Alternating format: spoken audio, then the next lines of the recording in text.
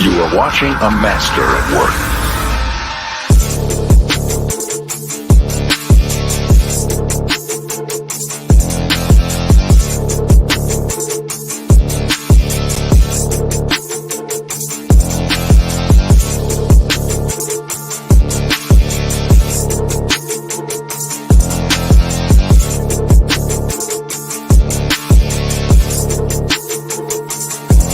DeathRacer. It was the whole DeathRacer thing.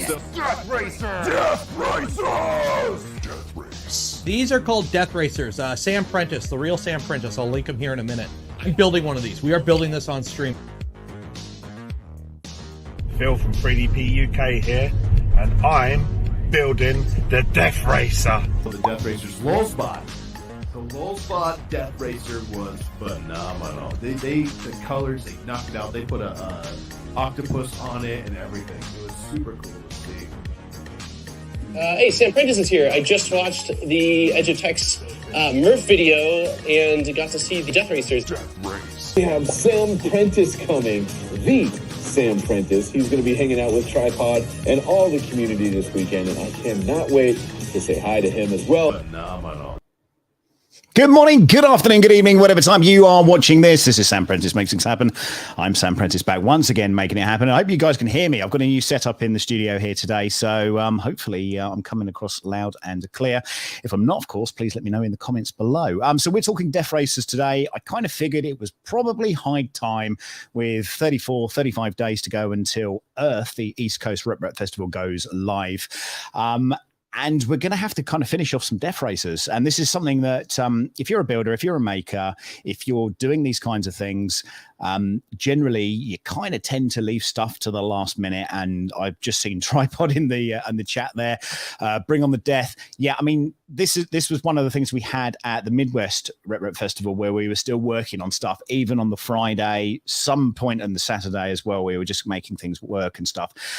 So this video and the aim of this whole thing is basically to try and get you up and over that kind of hump. So I've been working on my DeathRacer. In fact, I'm going to be bringing a few of these. I'm going to be shipping them out to Tripod. This is the first one here, and this is the Pro Drive with the new rod conversion in there. This is 6mm rods. That I had Michael basically recad because I was taking this thing over some sweet jumps, and in doing so, we realized very, very quickly that it doesn't land particularly well. So part of the races that we're going to have at the East Coast Rep Festival is going to focus on stunts. Nothing too dangerous, nothing crazy. You're not going to be breaking anyone's ankles or any kind of crazy stuff like that. Heads will roll, certainly indeed. Custom Creations, how you doing? Hello, Thomas. Hope you're well. And the other one that I'm working on at the moment is this one. This one's going to be for David, the producer of the 3D Printing Nerd. That's his little logo and stuff on there for Audio Jack, which is his little side company. And I've just noticed as well, because today I've been printing Lozbot's Thingiverse file, which is this this little doofer here, which basically sits on your DeathRacer. So it just puts it just off the floor. So if you're racing this, or if you want to try and see how fast you can get this, or if you're even kind of tuning it, it just sets it off just enough to get some clearance. But the other thing is with the Pro Drive, of course, we've modified a few things here. We've not just stuck these 6mm rods in there. We've also increased the distances here as well on the supports. So unfortunately, it's going to sit cockeyed. It will kind of half sit on there, but it's going to sort of stick out at the front. So I'm going to reach out to Lozbot and the guys down there, and hopefully they'll be able to come up with a secondary version of this, which will work out very well. So what's this good? What's this? Ain't this the truth? My droid at DragonCon was only assembled on Saturday. Let's have a look at this, and still isn't done. Oh no, what a nightmare. Ta-da, R2D2 in the background here. So later on, we've got this thing coming up at 9 o'clock called Around the Build Plate. There's a couple of people joining me. Teddy, who is a big community member, if you know him, he's a reviewer. He does all sorts of crazy stuff. And also Sean from STL Flicks. He's kind of the man behind the PR and the promotion of that particular thing, and including this giant squid that I've been making over the past week. So we're going to be talking a little bit about that. So this stream is going to end around about 9 p.m. But the stream will continue because I'm going to be printing through the night and I'm going to leave the cameras on so you can see what is going on. So what I have done and what I'll go through shortly is exactly how and what I'm printing. And if you just hold on just for a moment, I'll add a few of these bits to the stream. So these are all my Anycubic printers. In fact, I'm just going to drop that one out for a second. And thank you. Yeah, thank you for the I love the squid comment. You know what? So I posted this picture on Reddit, and it's got a bit bonkers on there. I don't normally get any traction on that. So I've got over 1,000 ups on it, which is great. And in addition to that, Luben, the slicing software company, who lent me the software basically to slice this into 4 so I could print it on the Anycubic Max. They lent me the software, and they've now featured me on their page as well, which is really, really nice. Hey, Freddie P UK, there he is. Hello, Phil. I was literally just talking about you on a different stream. Freddie P UK, make sure you go over and check him out. Really good guy. He's taking some of my printers at the moment that I have reviewed and then reviewing them themselves. He's got a totally different aspect on things, and it's good stuff. It's good stuff. So, look, what I'll do just for a second is I'll stand up and hit the buttons, and then we'll get this sucker printing. So bear with me for a moment. I should have played some music. Maybe I can.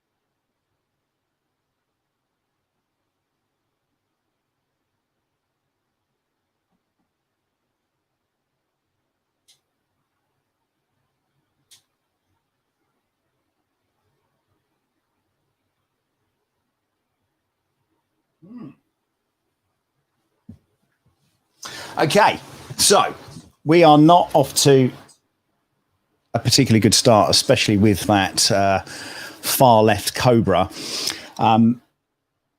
because the firmware has failed. So that's a bit of a nightmare. Hello, everybody. Hello, everybody. Hello, everybody. Troll and Error, how you doing? Who else have we got? My first reason I ever print TPU and the tank treads. Enjoying the build. Thanks very much for sharing this. Yeah, no worries, dude. No worries at all. So we're just going to get started with this. Unfortunately, the Cobra on the far right, which is the Plus, has just got the logo on it, logo showing. So that isn't currently working. So I'm going to kind of try and repair that. And it might just need, I need to put my hand on something.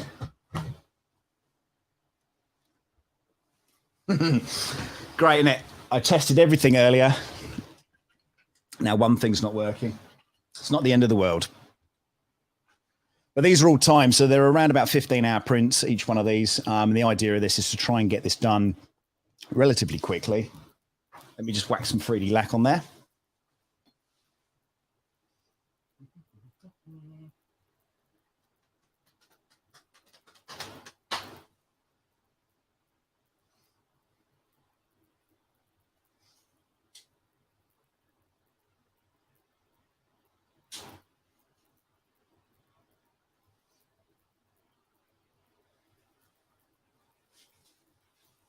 Not sure on that. We'll come back to it in a little bit. What I'll do, just wait for the planetary gears to finish on my build.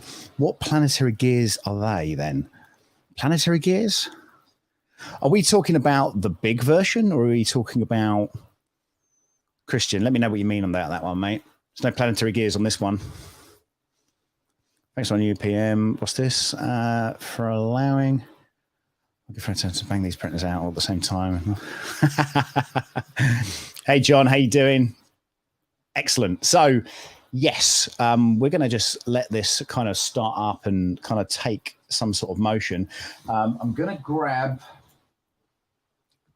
an SD card here. And I'm just going to do a quick upgrade on that end one because I think the bin file might need reflashing. Have a quick look at that.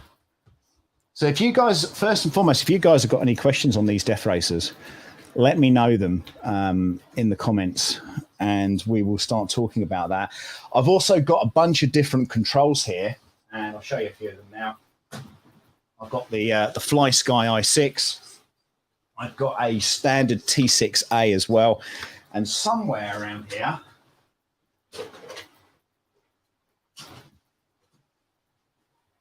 I have a single-handed control. If you look at that, look at that. The transmission for the motor is not. Oh, okay. So you're waiting on the planetary gears. Okay, I see what you mean. Yeah. Okay, got it. There we go. These. Yeah, what I thought you were talking about then is the planetary gearbox that is in the larger version, and I wondered how you knew about that. So I let the cat out of the bag there a little bit. Sorry. Okay, I'm just going to quickly get this bin file sorted out. That means I'm going to go to the Anycubic website. Hearing beeping behind me. I don't like it. Yeah, so the DeathRacer has been a fun project. Obviously, as you know, Michael Badley's the main man behind the design, and I followed him in quick succession with trying to get something out for the Midwest Rip Festival and the whole kind of Joel telling tie-in thing. I noticed as well tonight that Joel has decided to do a live stream, knowing full well that I was doing mine tonight. But I won't hold it against him much. Only joking. But I'm probably going to troll him later anyway, so that should be fun. Right, let's download this .bin file and let's see if we can get this thing working, because that's what we do. Go extract that file. Wish I could show you what I was doing here. I should be able to do that really. Motherboard, firmware.bin, copy, get rid of that. Sorry about this, guys. Dunk.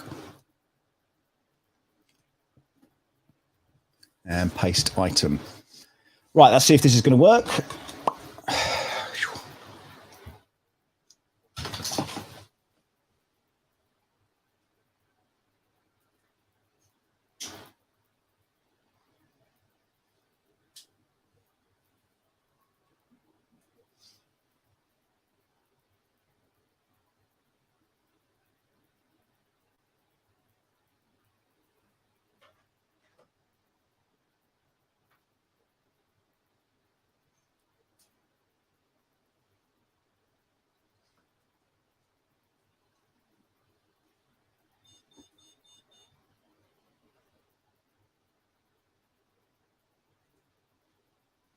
It's almost like I know what I'm doing, right? Oh, God. I'm good. I'm really good. Really good at this 3D printing stuff. Larger version. Now I'm intrigued. Okay, so the larger version is we made a 3D printed planetary gearbox for what we call an ALT robot. And you might have seen it on my... you know, the other stuff. It is Friday. Okay, yeah. So what we made out of that is I made a toolbox robot that can carry me, and then I've done a couple of different versions of that.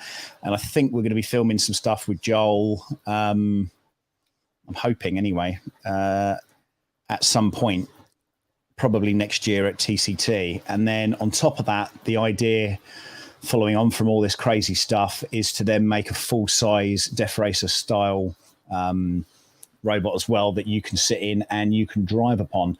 If I can share a screen here, I can probably show you the drive system, actually. Hang on a minute. Bear with me.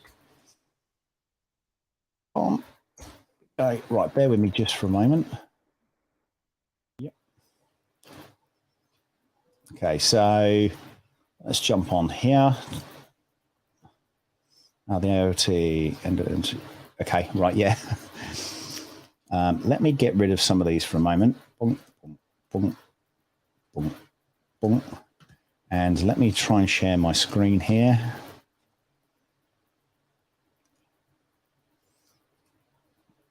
Once it lets me open everything up.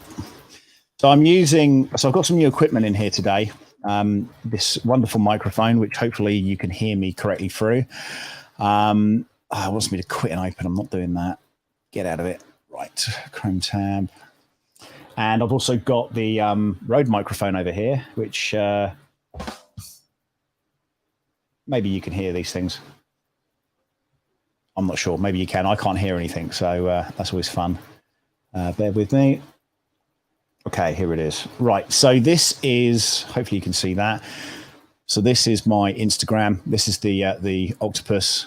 I'll get out of it. This is the octopus that I've been showing off. And this, which is now not going to play unless I sign in, annoyingly, that's the track drive there. I might have another picture of it. There you go. There's my son with the track drive attached to the little tiny tots thing. Load of stuff with DeathRacers. Why is it doing this? Go away. Yeah. So anyway, if you go over to the Instagram anyway, you'll see that over there. Am I from Boston? No. Can't hear that you're having some problems with the accent. No, I'm not from Boston at all. I'm from the United Kingdom. So let's just have a quick check on these. That looks like things are working. Bear with me as I knock stuff over.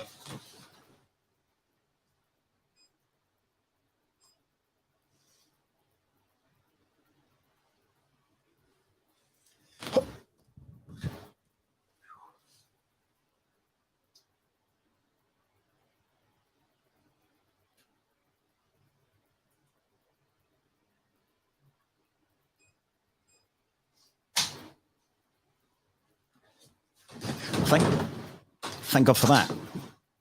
Are we good? I think we're good. Yeah. No, I'm not from Boston. I'm from the UK. What else have we got here? Hey, tripod. What's going on? Large version. Yeah. So I think we're caught up there or thereabouts now. Let's get rid of that. So this camera here is the one that I just had some issues with. I just needed to reflash it for some bizarre reason. I'm not entirely sure why. But we've fixed it now. And the good news with that is we're actually going to be printing a new style of frame.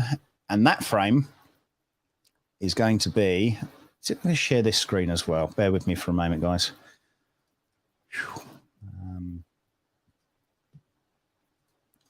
Window, DeathRacer. Here we go. Chrome has lost permission to capture your screen. Go to Systems and allow Google Chrome. Oh, no. Why do they do these things? Okay, no worries. Let's not worry about it. Let's go to Drive and Frame. So a little while ago, somebody released, and forgive me for not knowing their name off the top of my head, somebody released a new file, and that new file is going to be... Bear with me.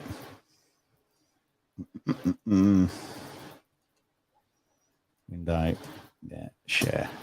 That's not going to allow me to do it. That's so frustrating. System preferences. So it wants me to leave here. Bear with me. Open system preferences. Open. Sorry, guys. Bear with me. Yeah, so I've got this Mac Studio, and it's all new. And some stuff works, some stuff doesn't work because it's an M1 chip and blah, blah, blah, and all the rest of it. Let's see if that's going to work now.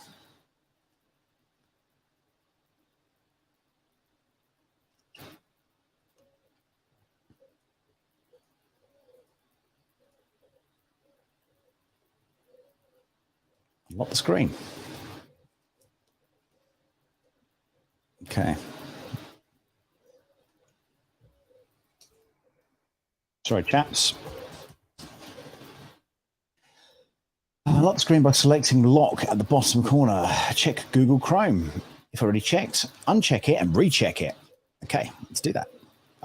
So this is what it's going to do. It's going to get me to reboot this. So wait right there and I'll be back. Ready?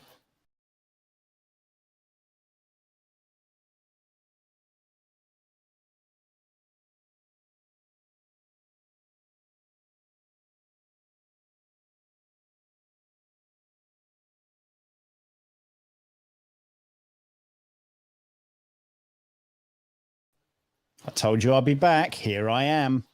Okay, let's try that again. Share. What an anticlimax this is probably going to be. But oh, right, it's an STL file. Okay, preview. It's not letting me do it. That really sucks. Let me see if I can open it in.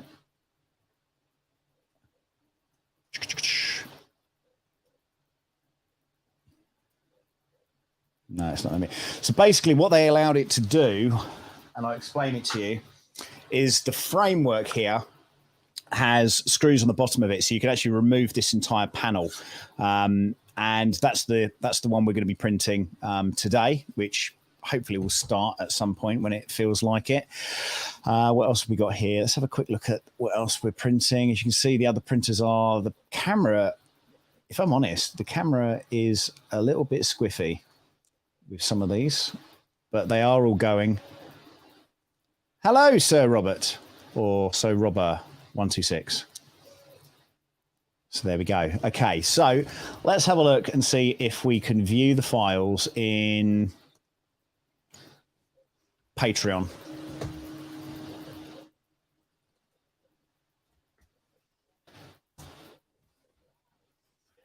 And let's go to Patreon. Let's go into membership.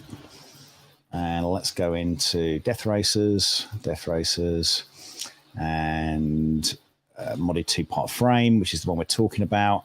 And hopefully you'll be able to see, here we go. This is where the party's at now.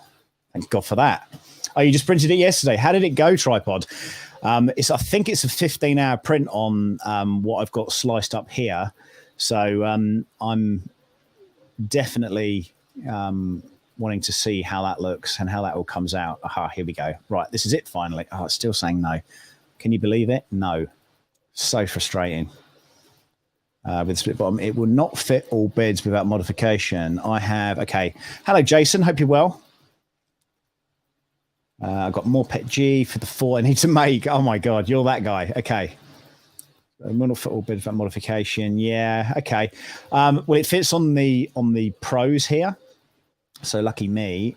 I'll do this. Let me share this version. It's kind of a bit crap, but no, it's still not allowing me to do it. So that's frustrating. I'm going to have to learn a lesson here and lock and unlock these settings. Okay, now it's on. Should we try it again? Bear with me.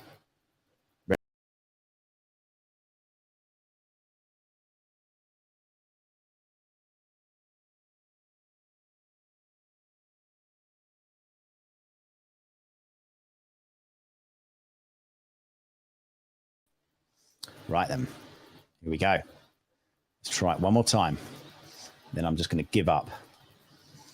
Here we go. Right, that's the bottom part. And there's the top part. Let's hit the share button this time and let's see if it's going to work. Fingers crossed. 1, 2. Hey, look at that. Okay, so this is the upper part of that frame. And you can see here that you've got the 6mm rods that basically penetrate through both sides. You've got a slightly larger hole here, left and right, for your cables to go through. And it's just a bit of a sort of sexier design, I think. It looked pretty good. The front here is modified as well. So your front will actually just bolt straight up right to it. So I've been quite impressed with that. As I say, the majority of the prints I've done so far have been version 1s, and now obviously onto version 2s with the rods and stuff. So it's nice to see that people are getting involved with this. Now, Lozbot did reach out to me a couple of days ago, and they were like, "Is there a way that we can kind of make this a Thingiverse kind of file? Can we get it so it's free? Is there a buy-in for that?" And we've spoken about it, Mike and I, about how this kind of works, and we're quite comfortable with the way that it works at the moment. So that's not to say that it'd be like that forever, but let's just remove that, and I'll just show you the top section as well. But certainly for the moment, we're not looking to kind of make any changes for that, or sort of push sponsorship or anything like that. And there's obviously the other bolt. The bottom section for that, where you can obviously get to your electronics and stuff. It will make it a hell of a lot easier to move bits and pieces around, I think. So I'm quite thankful for the person that did that. So It's larger, not angled like the other one. Yeah, I love the design. Yeah, Scott. Yes. You're quite right. And that obviously goes, sort of twofold, obviously, with a variety of other elements that have been changed on the Pro. I'll see if I can share this now. Now I've got this working. Excited now that's working. Here we go. Right, so this is the Pro Drive folder. So you've got the left drive and you've got the right drive. And what you'll see in here is there are a few things that have been beefed up, especially, it's not going to show me that. Okay, let's see if I can make this larger. Work? No. Okay, let's try it again then.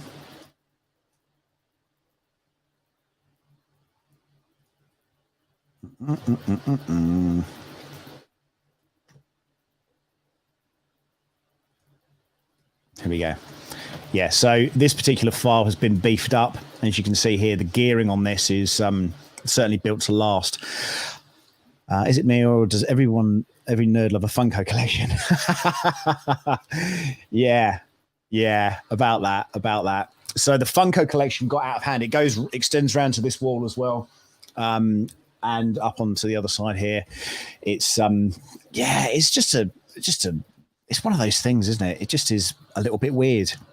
Let me show you the files though, because if you're getting into this right now and you don't know what to print or you're unsure, and I've had a few questions with people saying, well, do we print this? Do we print that?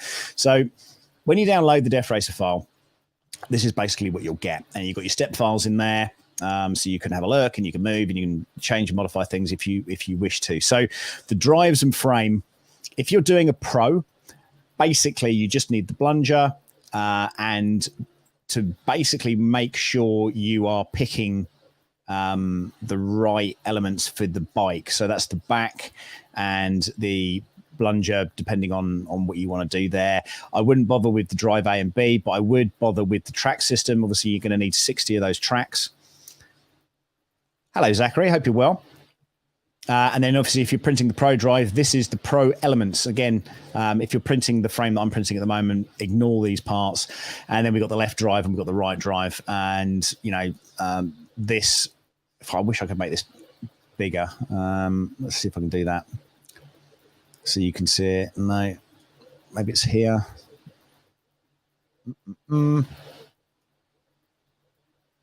There used to be a way you could make this bigger. Maybe I'm thinking of Windows. Oh no, here we go. This is what I'm thinking about. There you go. Right, that's better, isn't it? Okay, so that's the modified frame element, which basically fits your motor inside of this. Now, this is for the 540 style motors. I understand from other users that there are one or two 550s that will work. But the ones we chose, and the one that I'm going to be installing into this thing, which is this Anycubic DeathRacer. Hopefully you're going to see that at form next. This is the version that I'm going to be using for that. The ones that you may see so I'll tell you this right now. The ones that you're going to see, or the new one that I'm going to be producing, is going to be the most expensive DeathRacer to date, due to some of the elements that it's been printed with and stuff. So I'm very much looking forward to that. So you've got your left drive and you've got your right drive. And as I say, these are the elements that you're going to need. The differences certainly between version 1 and the Pro drive are things like this lip. And as I say, these are much beefier gears as well. So you are going to need to, and this is an element that's been changed as well, just so you get that separation of the tank tracks. So that is what is on. Hang on a minute. Bear with me. I think I've got a fail.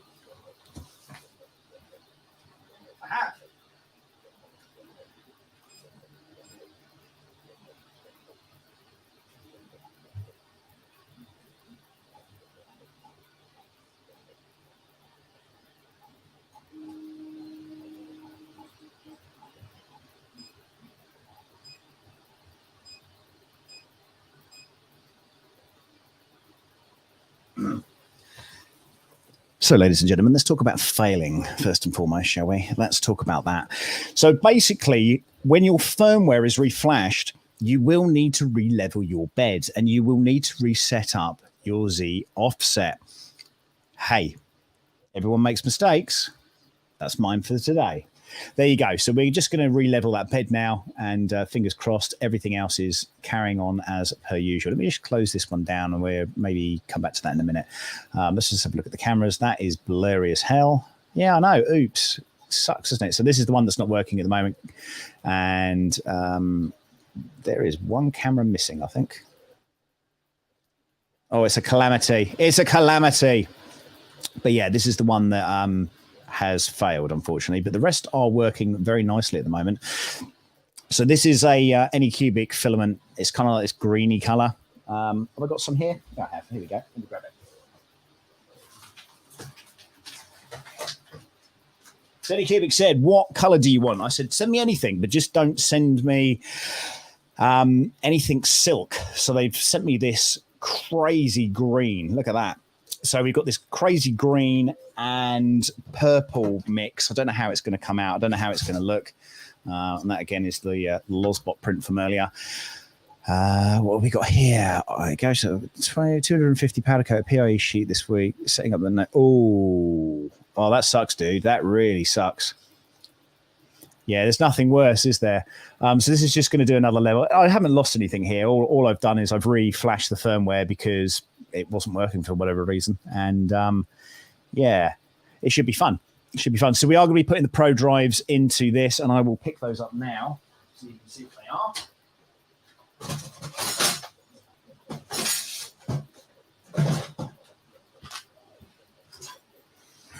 Okay, so what will be happening? So we've got a couple of days worth of printing here. Each of these prints are around about 15 hours. And this is the motor that's going to basically fit inside of that. And this is the gearbox. So we're going to go through that. So I'm going to cut this with my trusty Dremel here. We're going to cut about 5mm off the top of that. And then we're going to install, there's a little gear in here. It's a bit daunting to do it. Is that 15 hours sliced printed from? Yes, it is, but across, hang on 2 seconds. 1, 2, 3, 4, 5. Yeah, we've got 5 printers up and running at the moment, and then we've got a box just down here, and that is the new Anycubic printer, not the Go. This is a new printer that hasn't been announced. It's actually being announced tomorrow. So we're going to do an unboxing tomorrow at 11. Spring from Anycubic's going to jump on the stream as well. So we're going to be cracking on with that. But as I say, these are the motors that we purchased.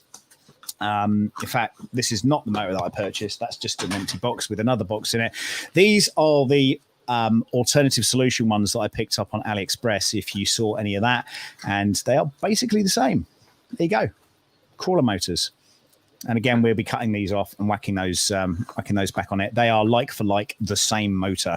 They're probably out of the same factory. They're probably exactly the same. So as I say, we've got a couple that I'm working on at the moment. We've got this one down here, which actually does drive.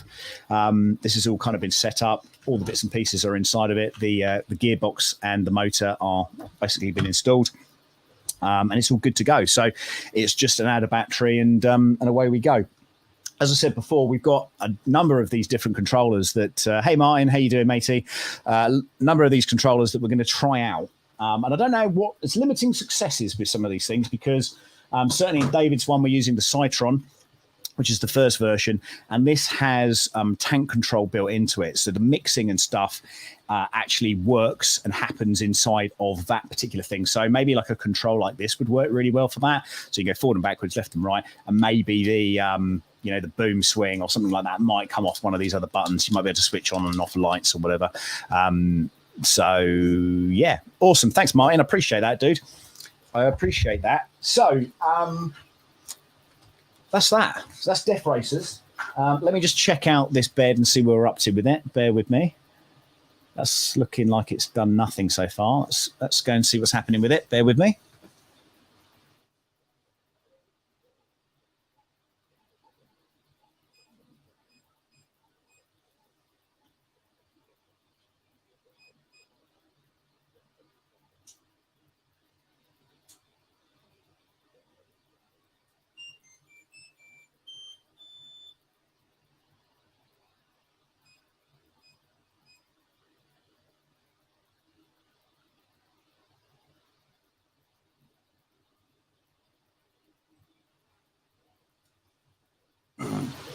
apparently it's thinking about it.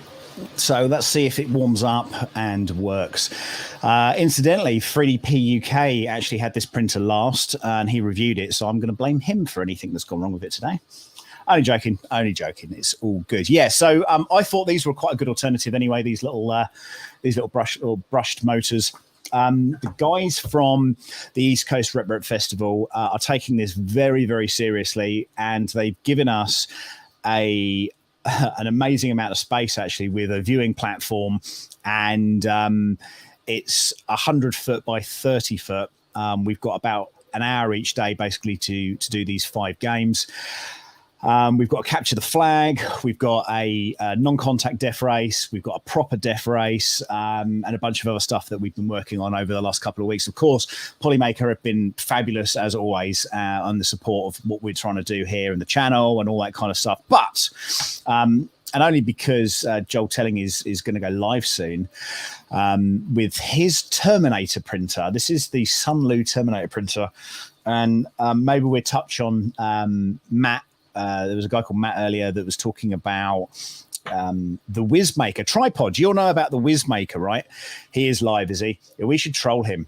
You should say, why have you liked the fact that I was going live at a particular time and said that's cool, and then streamed over the top of me? You git. Only joking. A lot of love there.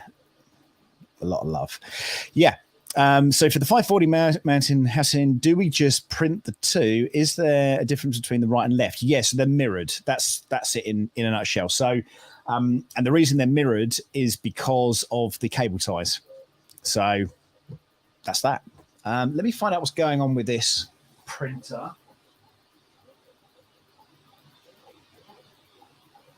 Okay.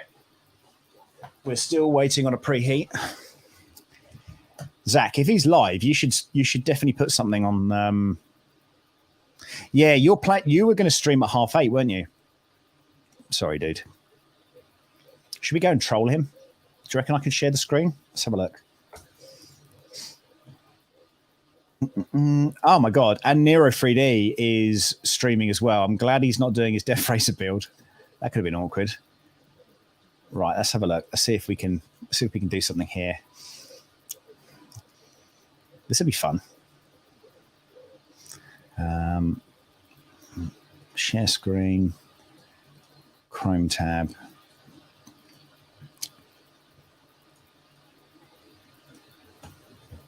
Right, let's skip the ads. Should we tip him? Oh, he's already going. How long has he been streaming for? Over an hour. I hope you do save up and get it. I think you'll like it. Let's turn this up a little bit. It is a fun machine.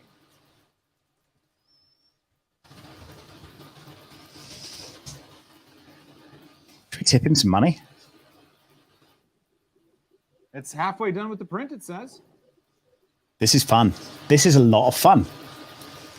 Well, we'll just wait till the end. But it's looking... Lord Moses has commented there.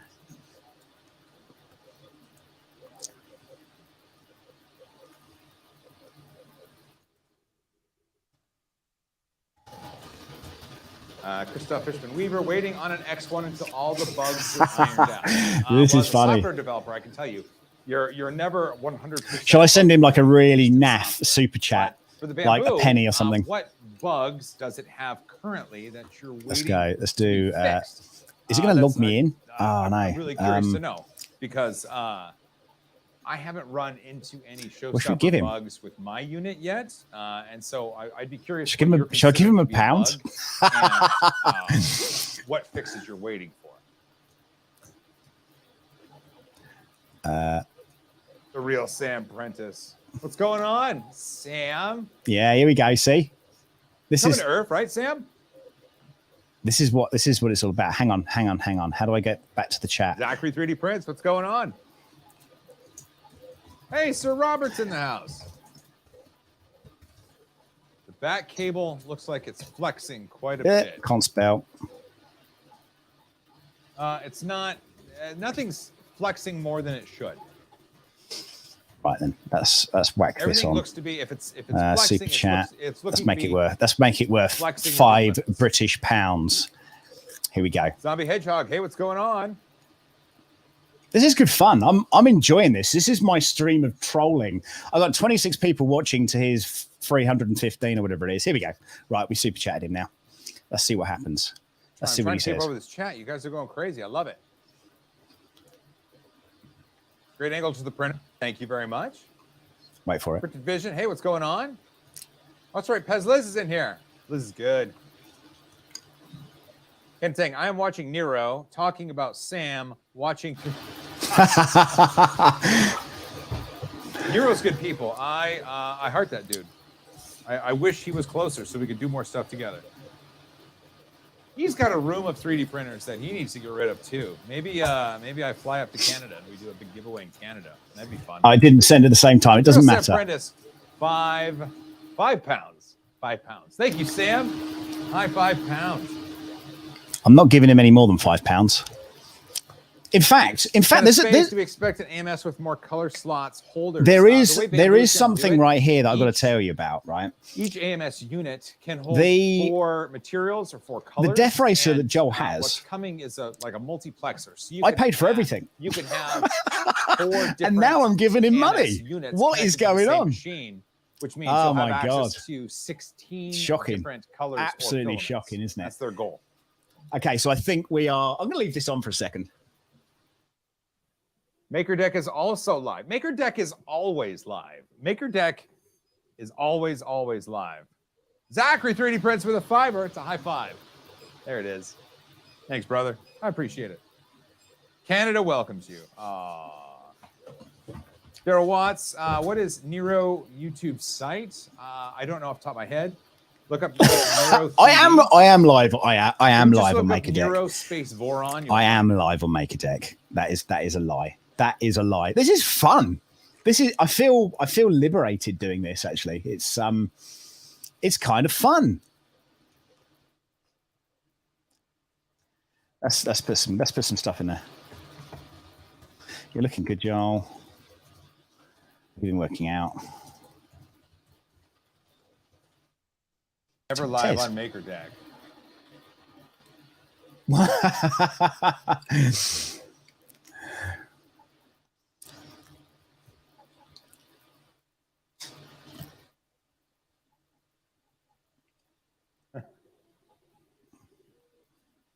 Let's go quick. I was on Maker Deck. What do we got coming up? We got. I was on Maker Deck for a little while, and I got criticised for tomorrow the V400. We have an episode for having it, and such a troll. Come on now. OC Maker Faire, Orange County, down in California.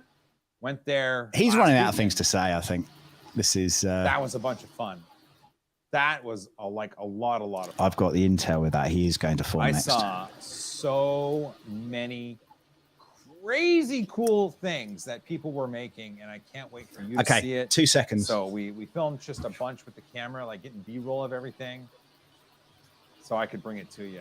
It's gonna be cool. I can't wait to see it. That's gonna be tomorrow, and next Wednesday, I do have a special episode coming out showcasing some really cool prints from printables. Okay, so the good news is, guys, that I absolutely cannot wait for that one. That's who else is live. This should be like a thing. Maybe I could maybe I could just go around all the channels and see if I can get people excited. With Neil. You're talking about Neil Patrick Harris. There's always talks. Carl's on. Neil is very busy. Like you think you're busy, I think I'm busy. Okay, so Nero, I do like Nero. I should have given him a dislike. I'm joking. What is this all about? Okay. This is where you start seeing some of my weird history, right? Nero 3D. Here we go. There you go. When there's a big war going on somewhere. I'm sorry, local maker. That always reflects. I've got to fill this in. Belt's luckily not that expensive, so what should I put?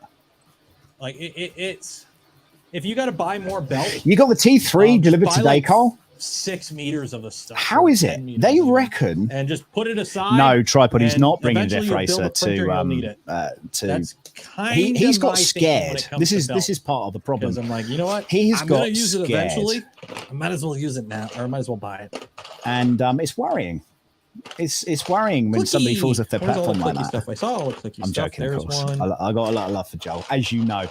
So Nero is wearing his only Okay, I Benchy's checked to make hat. sure I had all the clicky Have you seen stuff this? last time. There's one. I like it. He's building some There's really cool one. Mandalorian armor at the moment. I've been keeping a swift eye on him, and he's got his apron on. He's got a killer beard. Hey, we're at 300 viewers. Climbing. It's climbing. Like, I'm not one to check my numbers. Like, I rarely check my numbers when I'm streaming. Like, I make it a point not to.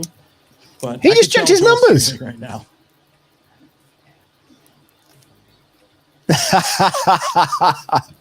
Went live, and I'm like, that number's a lot lower than it normally is on a Friday. Yeah, because Joel's streaming. Oh, tripod's here. Wait. Let me. Oh, he's got the hat. Here we go. Here we There go. we go. There's the hat. There's the hat.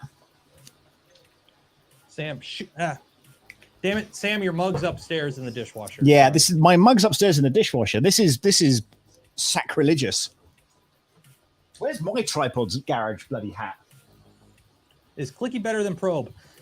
It's somewhere around. It's Yes somewhere around. and no. Clicky, you're pinging off the bed surface directly. So Clicky is a little bit more finicky. So look, there are potentially more failure points. Let's get back to business. Let's get back to DeathRacer official. I mean, this could be my trolling channel, couldn't it? This could be where it's at. So as you can see here on my left-hand side, you'll be able to see that the frame is just starting to print. As you can see, the remnants of the non-leveled bed is just on the left-hand side there. On camera 2, we have a slightly wider view. Camera 4, unfortunately, I knocked it, and I need to sort of straighten that out. DeathRacer. So if you're doing a DeathRacer, I'm really keen to see what you've got going on with them. So if you do want to drop into here and have a look, we've got a little bit of time, and I'd love to see what you guys are up to. Now, I have got some bargains, so let's talk bargains for a minute. This is the battery that I'm using in the new DeathRacer, which is this solid LiPo battery. And what happens with this, you just poke the 2 pins in here, and the charging unit is just here as well. Super easy. Tripod's hats are super nice. And mine is, so what you can't see off camera here, I've had to get another, this is a trestle table from like camping. So I've had to get a trestle table because I've run out of room. And what you can't see off camera here is there are printers here, all across here. I've got a Delta here. I've got a Delta up here. There's a CR10S6 over there. Then over here, there is just a load of stuff. And I can see the hat, but I can't get to it, unfortunately. One for what now? One for what now? Okay. Oh, there you go. There's cam 3. Okay, so there's cam 3 as well. That's the other side. Oh, Zombie Hedgehog, you should definitely print one, dude. This is going to be a 3-day stream. Okay, I've probably got maybe a few more printers than some people do, but I'm sure you've got lots of printers as well, right? So what's your kind of runtime with that 3,000? Okay, so I am getting about 25 minutes out of this. So, yeah, 25 minutes is where I'm at with that one, but bear with me. Oh, and this is another super cheap controller as well that I got hold of.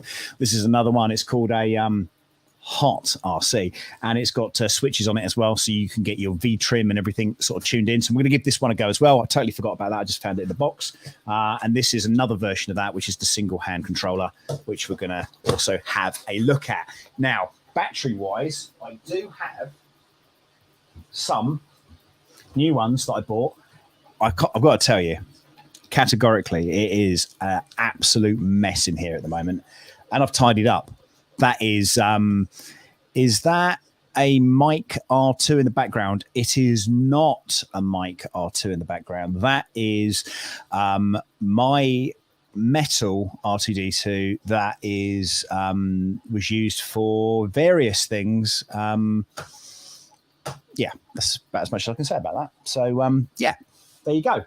But I bought some other batteries on Amazon the other day, and I charged them, and then I put them somewhere safe.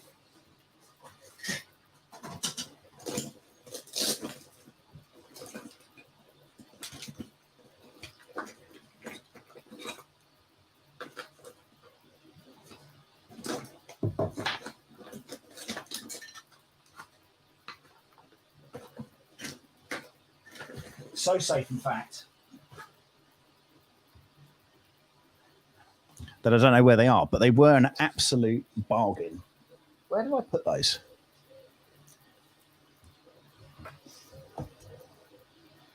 Hello!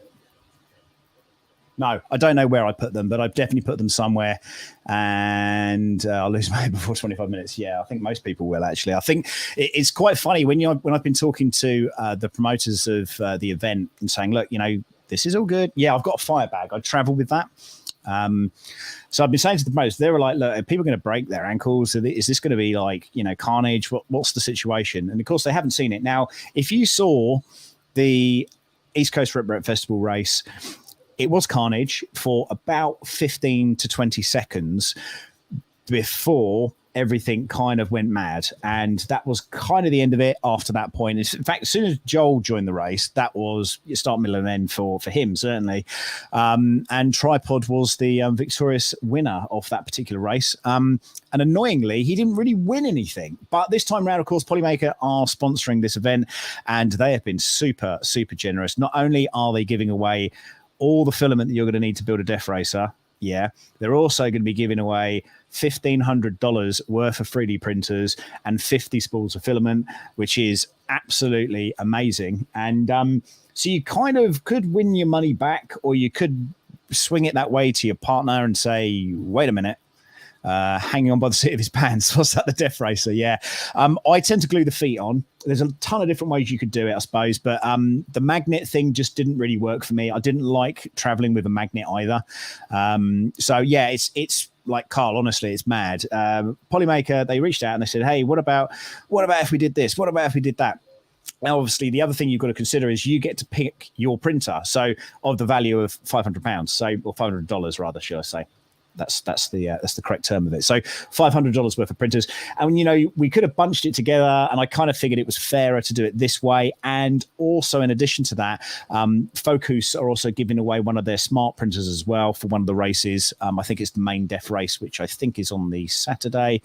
Make sure you join the Polymaker Discord. There are dedicated Death racers on there as well. And I will put some links and stuff in the description as we kind of go along with this. I'd love to find where those batteries were, because I tell you what, they were an absolute bargain. I think it was about $40 for two of them. They're 7.2 volt or 7.4 volt S2 lipos, and I've had to sort of tidy up. This is the weird, annoying thing. I'm just going to check the prints. Bear with me for a second. Let's whack some of these up. See what we can find. See what's going down.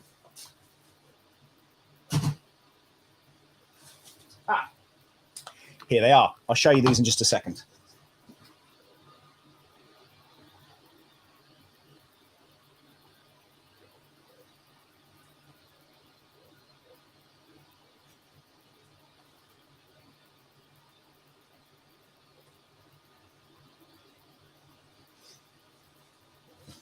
I've got to be honest, there are some, it might not look too great. It is mildly blue, isn't it? Apologies for that. I'll try and dumb down on a few of those things later. I will give you 100%. They are some fabulous bloody prints, and there's no getting away from it. It is absolutely stunning. But we'll come back to me just for a second. So these are some 7.4 volt LiPo batteries, 5200s, and they fit in. They're a little bit longer, but they fit in quite nicely.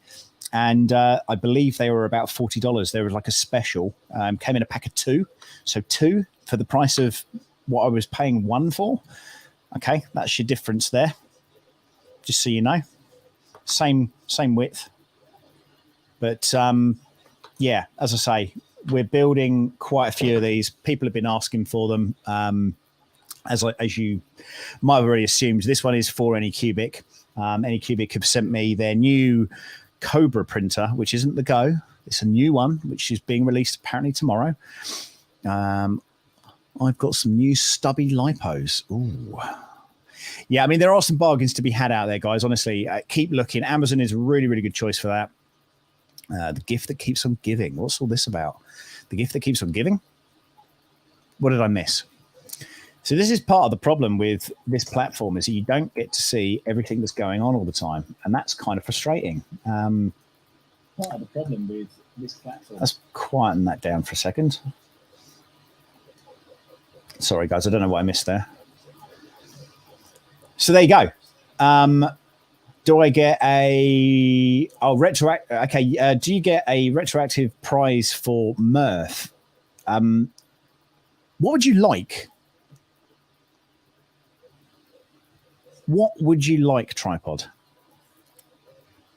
Let me know. Again, guys, if anyone wants to drop in and show off their DeathRacer, you're more than welcome to do so.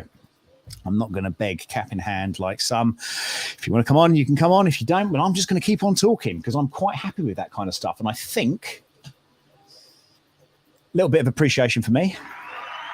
Let me know if that worked. Free pancakes. Yeah, I tell you what.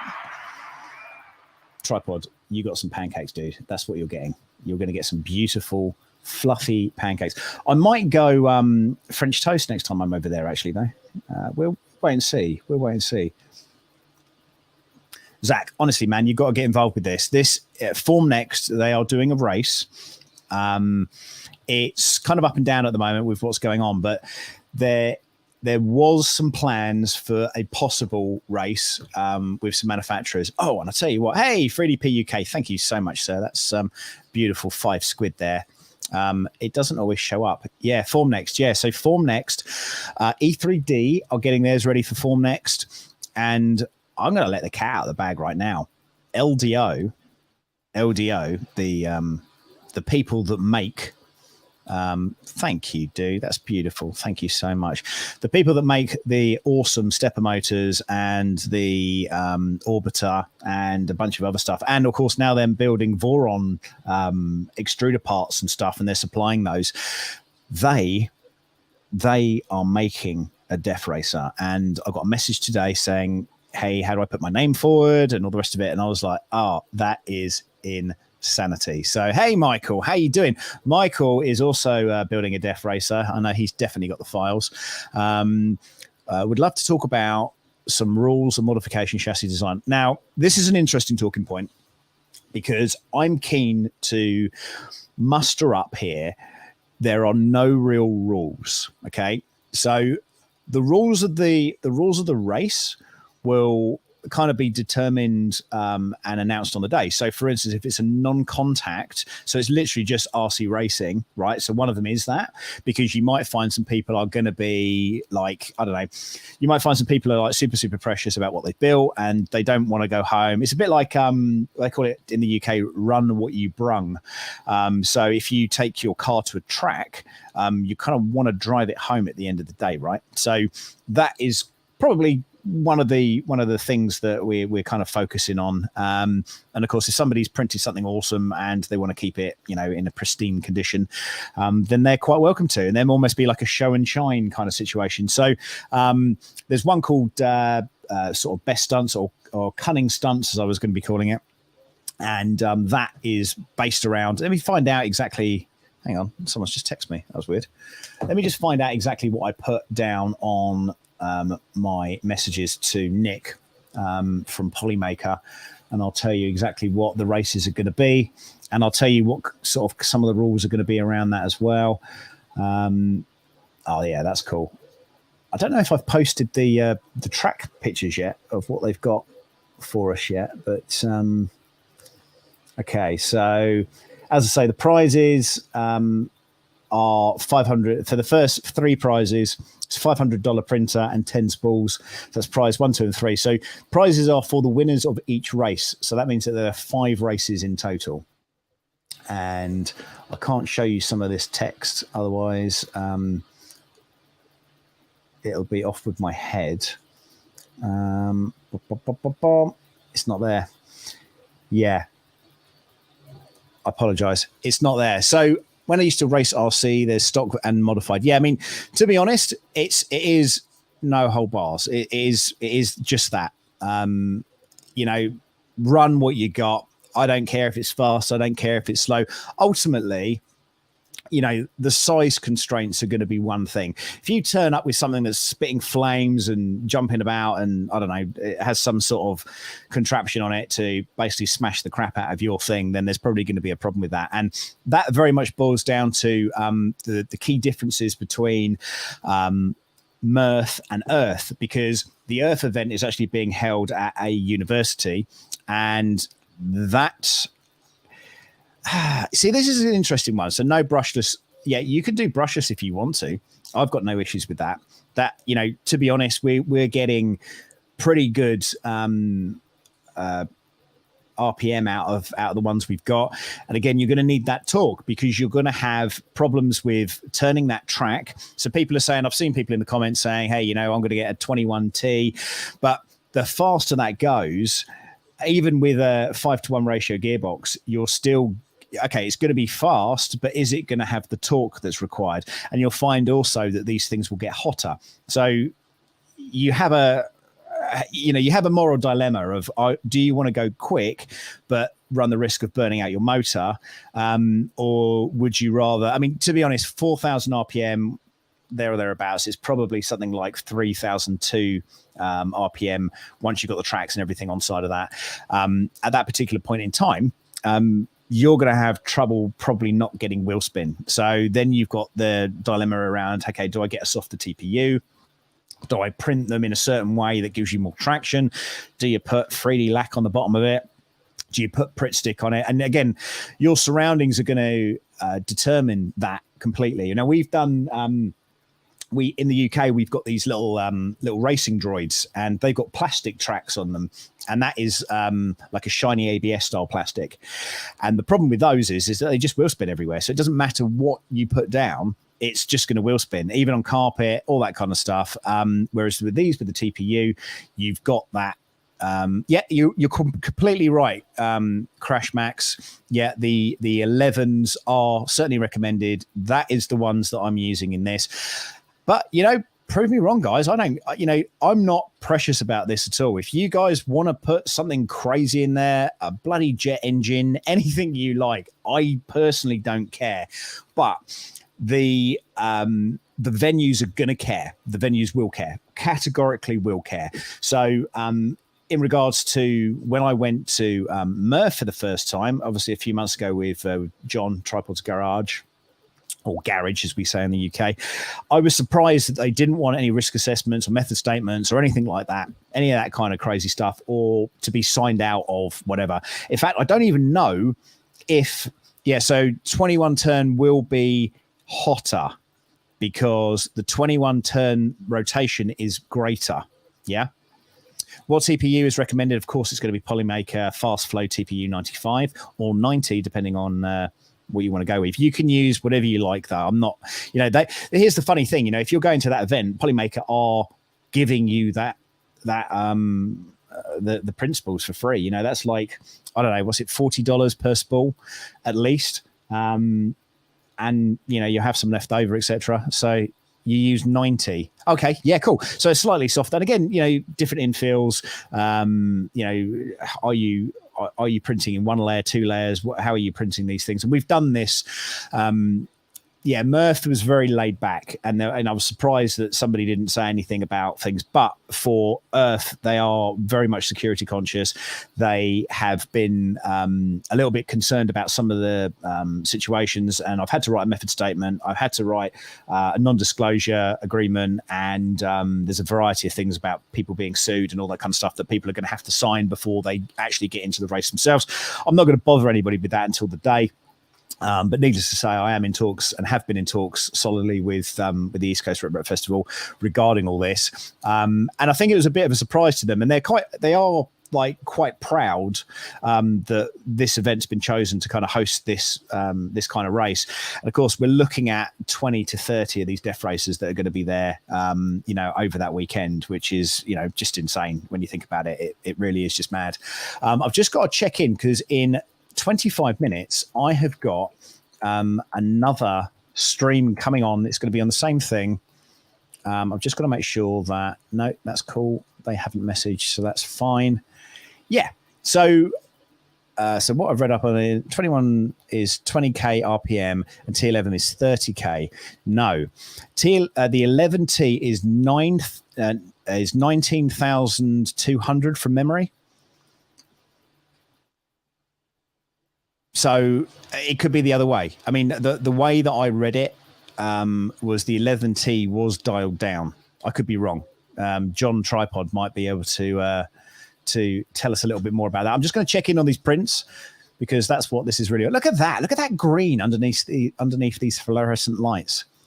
It's exciting. So this is a purple on cam 2 here. Cam 4 is still misbehaving itself. Cam 3. Yeah, we're cracking on there. So just so you can see, I'll just explain what printers we're running here. So Anycubic have been absolutely brilliant with me. And I'll tell you what, the relationship I've got going on with those guys are brilliant. Lower turns is faster, hotter, more power, less torque at RPM. So are we saying then, Crash Max, that 21 turns is faster or slower than an 11T? In which case, I'm happy to be wrong. But the way we worked it out, and we were just using that particular motor due to the torque settings and stuff that it was up with. Been 20 years since I did RC, and it was nitro back in the day. Okay, so it's slower. Okay. Well, let's see what happens. Let's see what happens on the day. But you know, the other thing is those gearboxes, they're going to have a peak, and they're going to have, you know, NEMA 0.9s are slower than, yes, they are. Does that work the same way, though? Because the way I saw the RPM, let me bring up the 540 motors. Let's have a look. Trackstar 11T motors.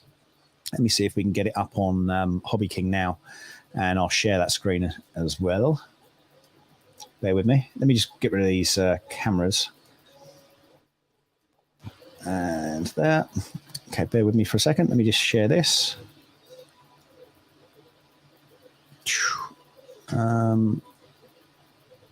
Chrome tab. This one here. Okay, so don't allow. Okay, so this is what we've been sort of working off. 540 11Ts with the 60 amp ESC. I keep saying ESC or ECE. Like when I say about PIE or PEI. So yeah, so the number with no load RPM is 19,800 with these things, right? That's what we've seen. So if I go up to here and then let's whack this into here and try and find the ESC. Yes, sir. Okay, the higher number of turns is greater, the RC will run faster. One more copper wires will usually be round. Okay, all right, fair enough. Okay, so the way I read it when I was researching these, let's have a look. I saw it as the other way around, but I'm happy to be wrong.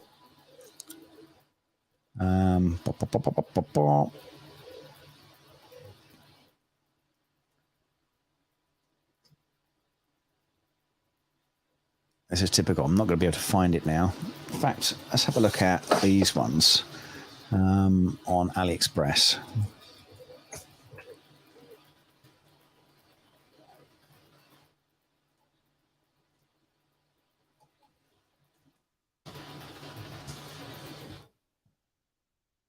So these are the ones that we've been suggesting. And in the description down below here, I thought I read,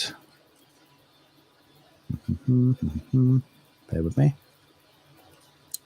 Okay, so No load, 16,700, 13, 19,800, 13,700. So the no load RPM appears, unless I'm completely mental, to be going down. Wrong or right? 11,700, 19,800, 11,700, 19,800. And the no load ampage here, 1.85 to 2.65. Whereas, am I wrong? Can you see this? Can you see this part? As it just blipped it out. Hang on a minute. No, you can't see that. Hang on. Bear with me. Hang on. Share. Share screen. Chrome. There. Okay, let me go through that again. Okay, so the 11T, the voltage, which is spelt wrong in this case, 7.4 volt S2s, yeah? No load RPM is 19,800 plus 10%, okay? Now, if you then go to 20Ts, this is 11,700. So 19,800 is more than 11,700.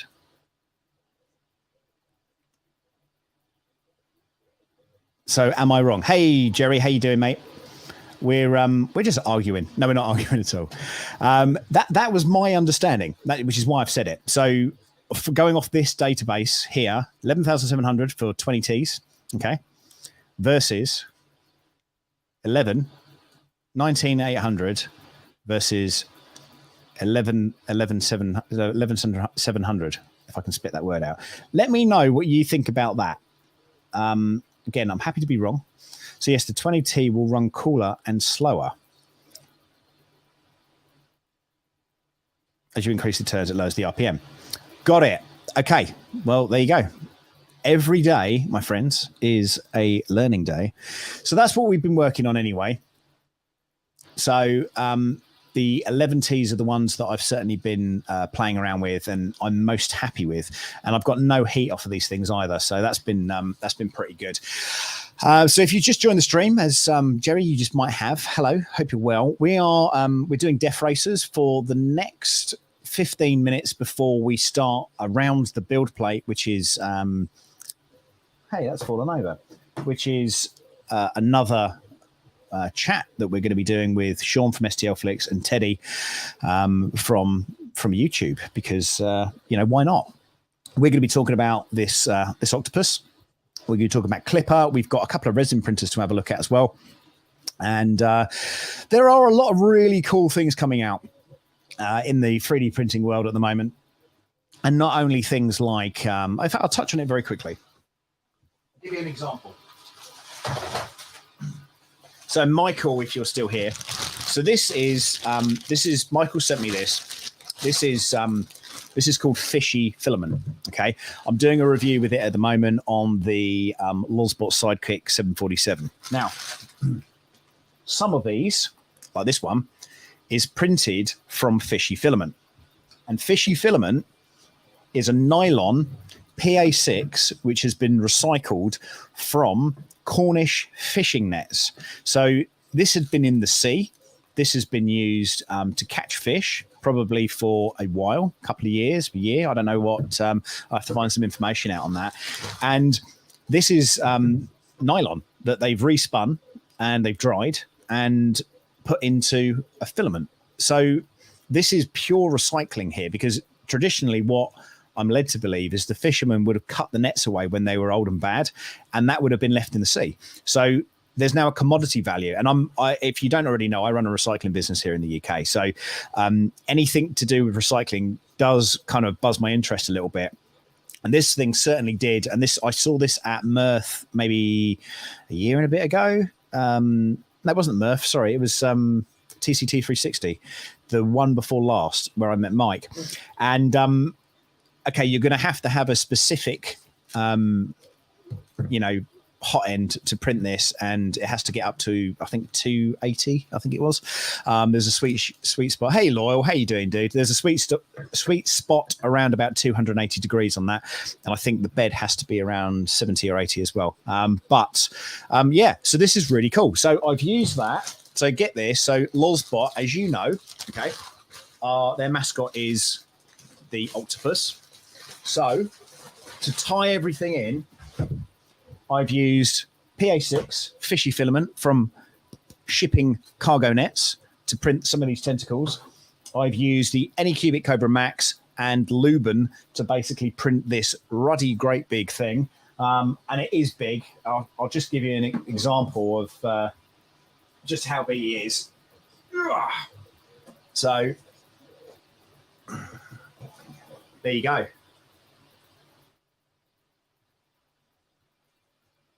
There you go. So I'm impressed. I'm quite happy with that. And this, of course, is the second one that I printed, because the other one is just up here. I'll show you that as well.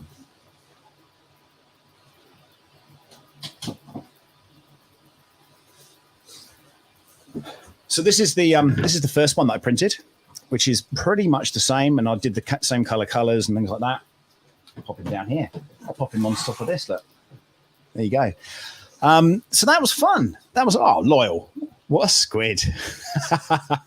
Thank you, sir. That's awesome. Thank you so much, dude. That's lovely. That's lovely. Yeah. So fishy filament, certainly for the win. The PA6, I love all that. And Michael, if you're still out there, dude, I'd like to do some more stuff with you with that. And I think I think it's a good tie-in.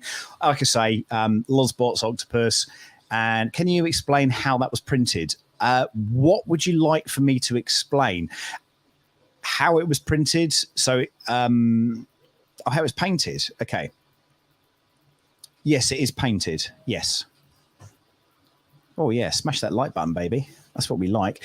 Let's just have a look at the print, see if anything's going wrong. That's still going okay. Thank God for that. Let's have a look at this one. Those ones are kind of looking okay. This, it's very blue, isn't it, friends? That's the one we've just seen. Let's have a look at cam 3. That's still going well.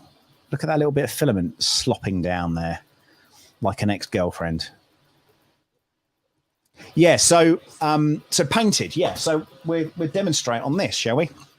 Okay, so this is the small version. This was printed at 120%. And the idea of this is the tentacles.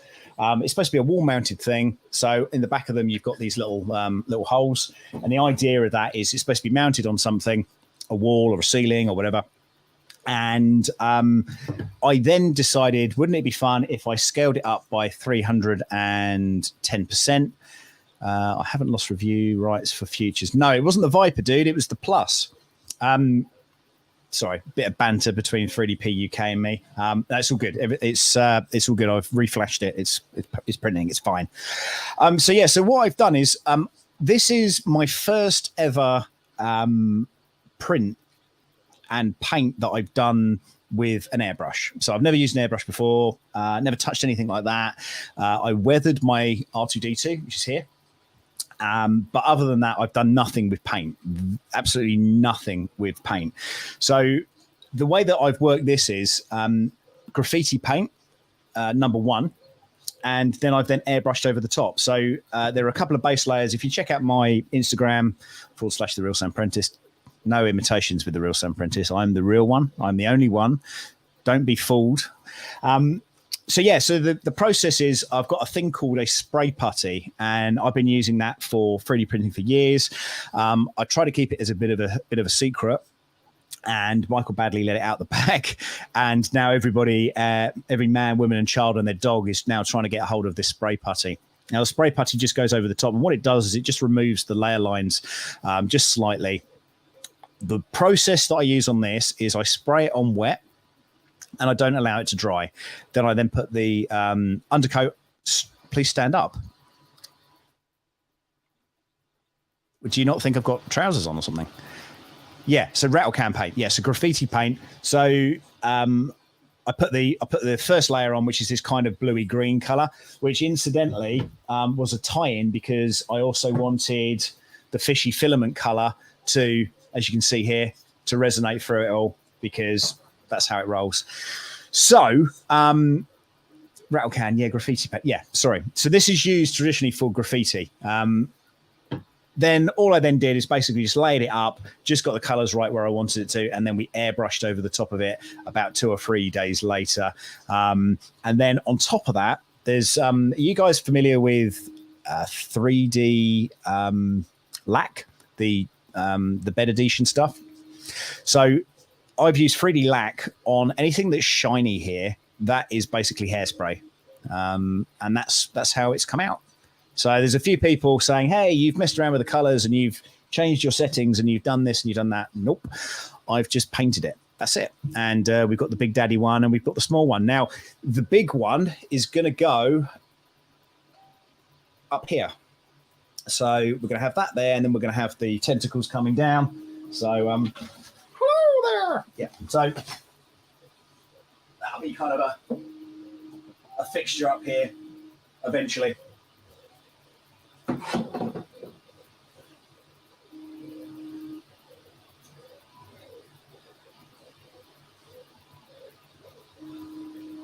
Dream prints here, my friends. Absolute dream prints that I've got going on here. It is beautiful. And I'll tell you what, that green that's come from Anycubic is fluorescing like nobody's business. As you can see, hopefully over here. There it is. Very, very impressed. Hey, Matt, how you doing? Matt, Sam doesn't have any legs. We never get to see them. Do you want to see a leg? Here we go. This is weird. There you go. That's 3D printed as well. I was proven wrong. Yeah, look at that. Have you seen a fat man with his legs in the air before? Here it is. Only on my channel. Fueled by pancakes, my friends. Fueled by pancakes. So, as I say, as I started this off, I've just heard a beep. That is wonderful. Hang on a minute.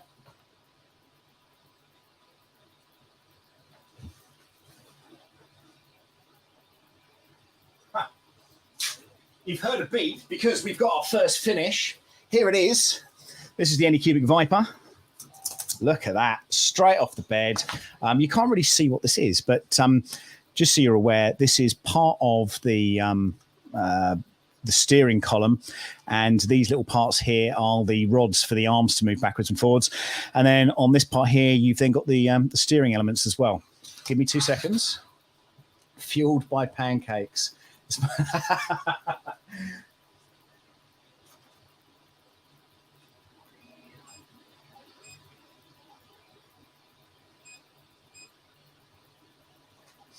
Okay, we'll get that one. We'll get that next one going. Sorry, just Fueled by Pancakes is my next band name, my new band name. Community build on that leg. Rafty. It is Rafty, actually. That was printed on the Viper. I haven't used the Viper for a while. And as I say, let's just unpick these now. There we go. First couple of prints off the bed. Very nice. Yeah, as I say, I don't, it sounds sacrilege really, but I don't tend to use the Viper all that much. I use a hell of a lot of the Anycubic Cobra Max. Literally is my go-to printer at the moment. It's quiet, it's nice to use. The big Lozbot and the big Lozbot and the 2 Prusas are in the garage. Yeah, it's a lot of brim on there. I should have, I don't even know. Actually, I think Zombie Hedgehog, I think this is your Viper profile that I downloaded. Thanks for that. Sam Prentice, you need a shirt that says, what's it say? Hang on a minute, let's get it up. You need a shirt that says that for Earth, Tripod's Garage thinks you know someone that could do that. Oh, right. Okay, about the pancakes. Yeah, man. Tell you what, those pancakes. Oh, my God. Yeah, I mean, I was going to go on a diet. And then I got my tickets for Earth. And that was wrong. Definitely the wrong button. Then I got my tickets for Earth. And, oh, was it not you? Okay, interesting. I thought it was you. Powered by pancakes. That might be my... why do you need the brim on it? You don't need the brim on it, Christian King. It's just how I sliced it. That's it. Definitely had a sugar rush. Was going on it. Yeah, so I always was about to go on a diet. I was going to be going onto a diet when I went to Pinewood Studios, and then they fed me every day, like a lot of food, a hell of a lot of food. I have no idea. Okay, I don't know who that was then. I thought it was a zombie hedgehog, zombie something or other. I don't know. Okay, so look, I'll tell you what. We're cruising up to 9 o'clock now. We've got 5 minutes. We're going to talk a little bit more about the octopus while I'm here. Hey, Loyal, I would love to have those crazy lights that you've got going on. So this is the octopus file from STL Flicks. We're going to cover it off in a minute anyway. This is a meter by a meter bed. Okay. So if I whacked this down onto the Anycubic Viper as a good example, as you can see there, you're not going to get a huge amount on there, but there we go. If you had a big printer, you'd be able to fit that in there and some. And we scaled this up, as I said, to 310%. Then I've used the magic and mysticism of Luben 3D, and I'll show you Luben 3D actually if you haven't already seen it. And I'm extra proud of this today, actually. I'll remove that for a second. I'm extra proud of that today because when I went onto their website today, I found... Where is my screen? I found... Why is this not working? Okay, hang on. Stop screen. Share. This is how much I live stream. Not very much. Where are we? Here we go. Okay, so on the Luben website, guess what? Look who it is. Oh my God, that guy, you can't get rid of him. The conjoined twins joined at the arms wearing a Cradle of Filth t-shirt. Thank you, Loyal. Also, Loyal, while you're on, I'd really love to print one of those masks, one of the Star Wars masks, the cat one or something. I don't know if you're willing to give up any files for that or if I can buy the files or whatever. That would be amazing. So here it is anyway. If you don't know about the Luben software, it basically is a slicing software, not traditionally a slicing software, but I know Matt German uses this for his lipophanes, I think. But basically you can cut your STL into a variety of different shapes, and it's cool. It is really cool. And you can do all sorts of crazy stuff with it. And it's a licensed software. If you want to print big, you've got a small model, you want to make it massive, then yeah, man, it's pretty damn good. And you need a license. The license does cost money. That's just the nature of the game. And you can download different things and show other things off and all that kind of crazy stuff. The Incredible Hulk that I saw a little while ago was printed, I think, via the Luben software as well. I can't remember the guy's name that made it, but he was at the TCT show when I was there with Slice Engineering. And all you do is you go in here, you can test it out. You can go to OneDrive, you can go on there and play around with it, or you can't because you can't see it. So that is that in a nutshell. And, as we proceed forward, I'm hoping that my two counterparts are going to join me in the next 2 minutes, and we're going to be talking more 3D printing. £80. If you pay 5 times for 5 years, you have an unlimited license. There you go. Viper profile, I believe Sam is using, is Studio Zombie 3D. Sorry, Studio Zombie 3D. It had a zombie in it. So there you go. So, friends, I can see one of my counterparts has already arrived. Hello, Teddy. I'm going to give you a little wave. You can't see him yet.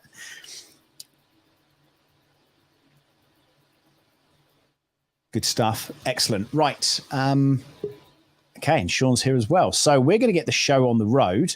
Don't leave. You've got to keep staying on. You're going to be listening to us now for the next hour. This is a new show called Around the Build Plate. And we're going to crack this. We're going to crack this out now. So brace yourselves, friends. Let me see if I can put some music on, or just do an intro of some sort. Here we go. 3, 2, 1. You are watching a master at work. Boom. Hey, Hello, guys. How the Hey, devil? everyone. Are we How good? we doing? Yeah, Yes, can you hear good. me? I can hear you. Can you hear me? Oh, yes. Had to mute you on the other screen. No worries, no worries. Okay, well, look, sorry if I go a little bit Australian. That's just my tone. Apologies for that straight off the bat. Sean, Teddy, can you guys introduce yourselves? Go ahead, Teddy. Okay. I'm Teddy. I'm from France. I manage some community in 3D printing in France. I work with approximately with FLSN too, and some customer, some manufacturer. Sorry, forgive my my English. Huh?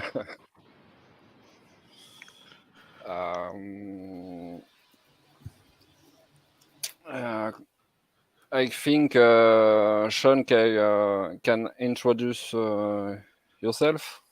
Yeah. Hi, everyone. I'm from Australia. It's 6 a.m. here this morning, so I'm bright and early, as you can see. So I'm do a couple of different things. I'm the part-time community manager for STLFlix, but also quite a print enthusiast myself.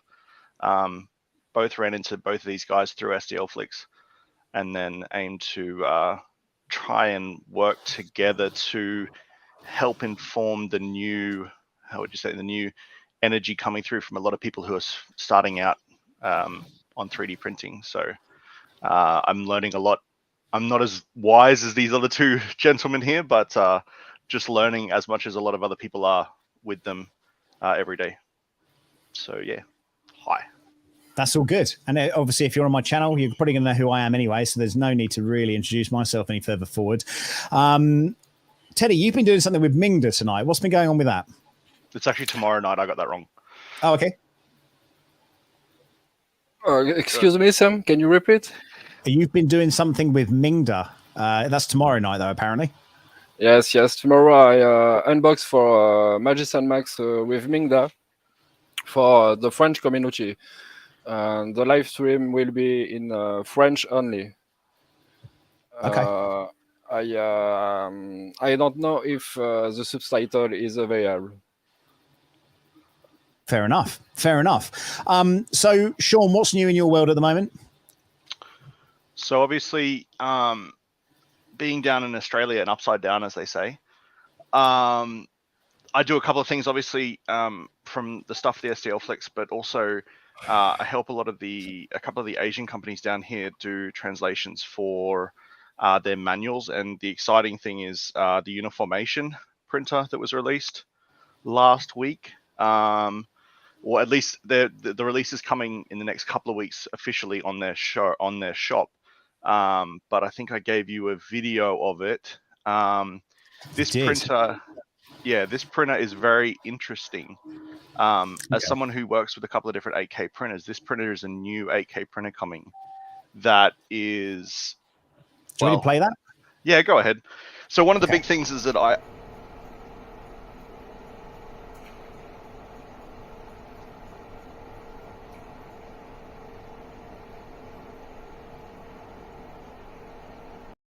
kids. So the way this works, Sean, sorry, dude. So the way this works is when you play a video, unfortunately, it mutes everybody. So sorry about that.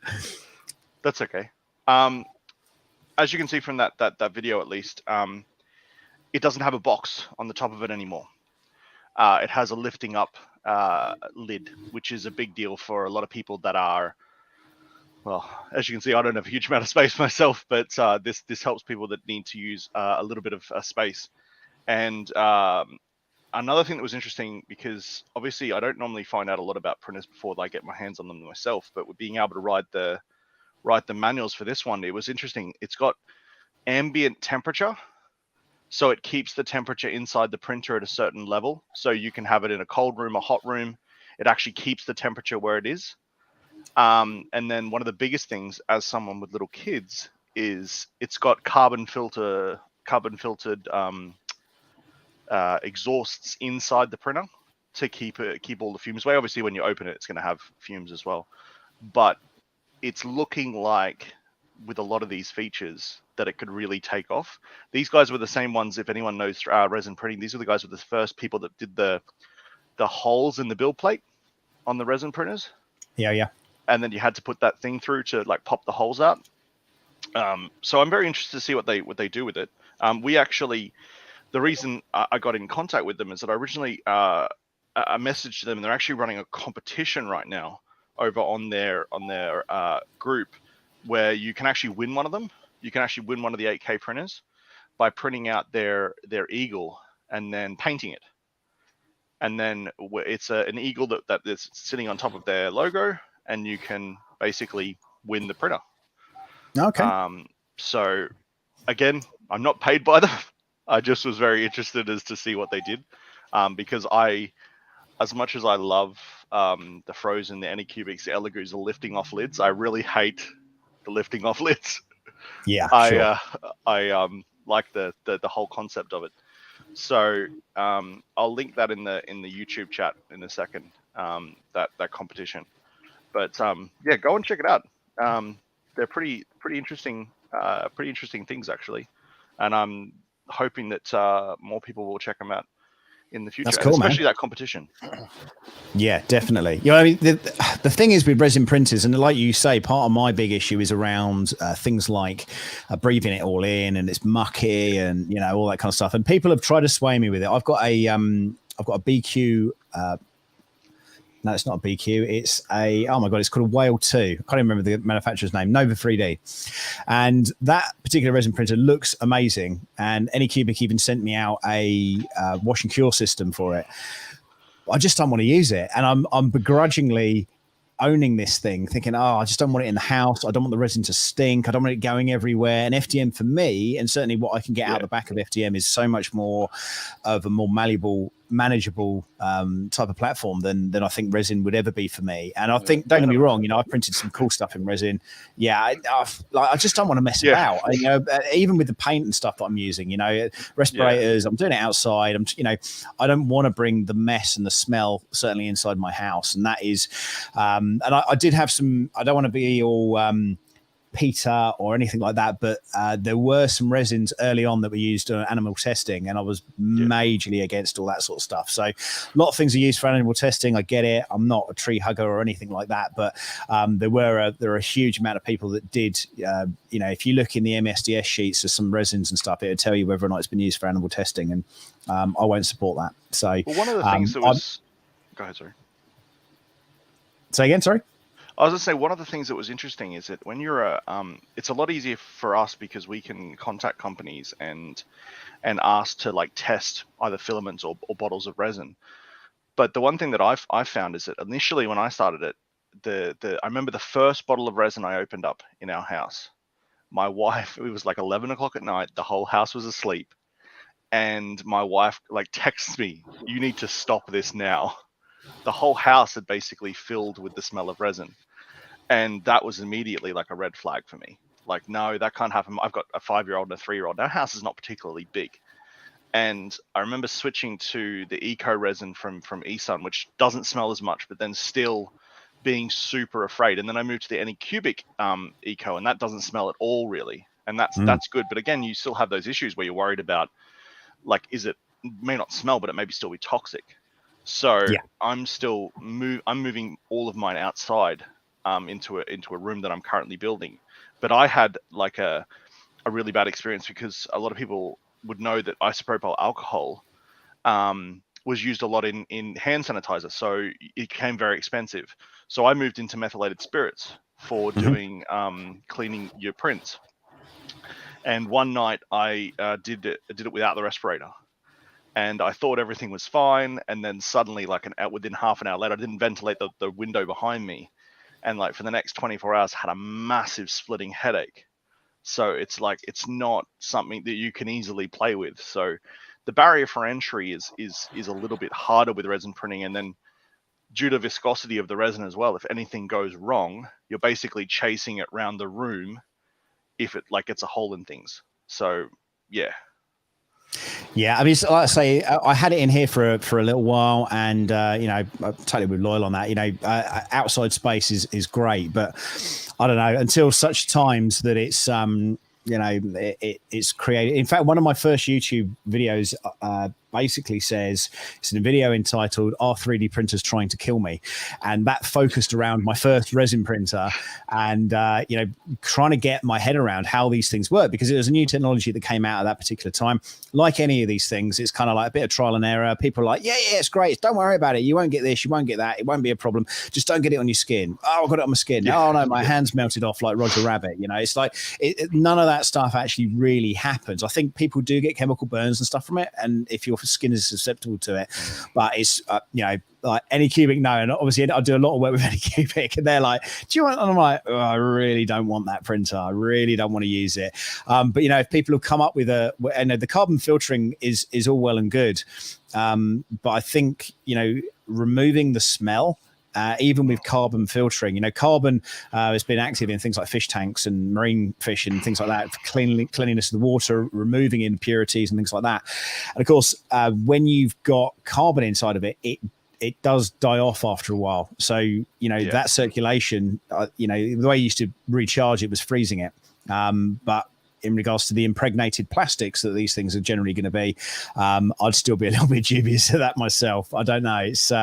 It's not something that I'd be overly excited about, but I like the concept of it, and it does look. How much resin printing do you do, Sean? A lot. I've got, well, really? The thing is, so I have a printer behind me that I have a hard time using now since I got the frozen 8K. There's such a big difference between the 4 and 8K.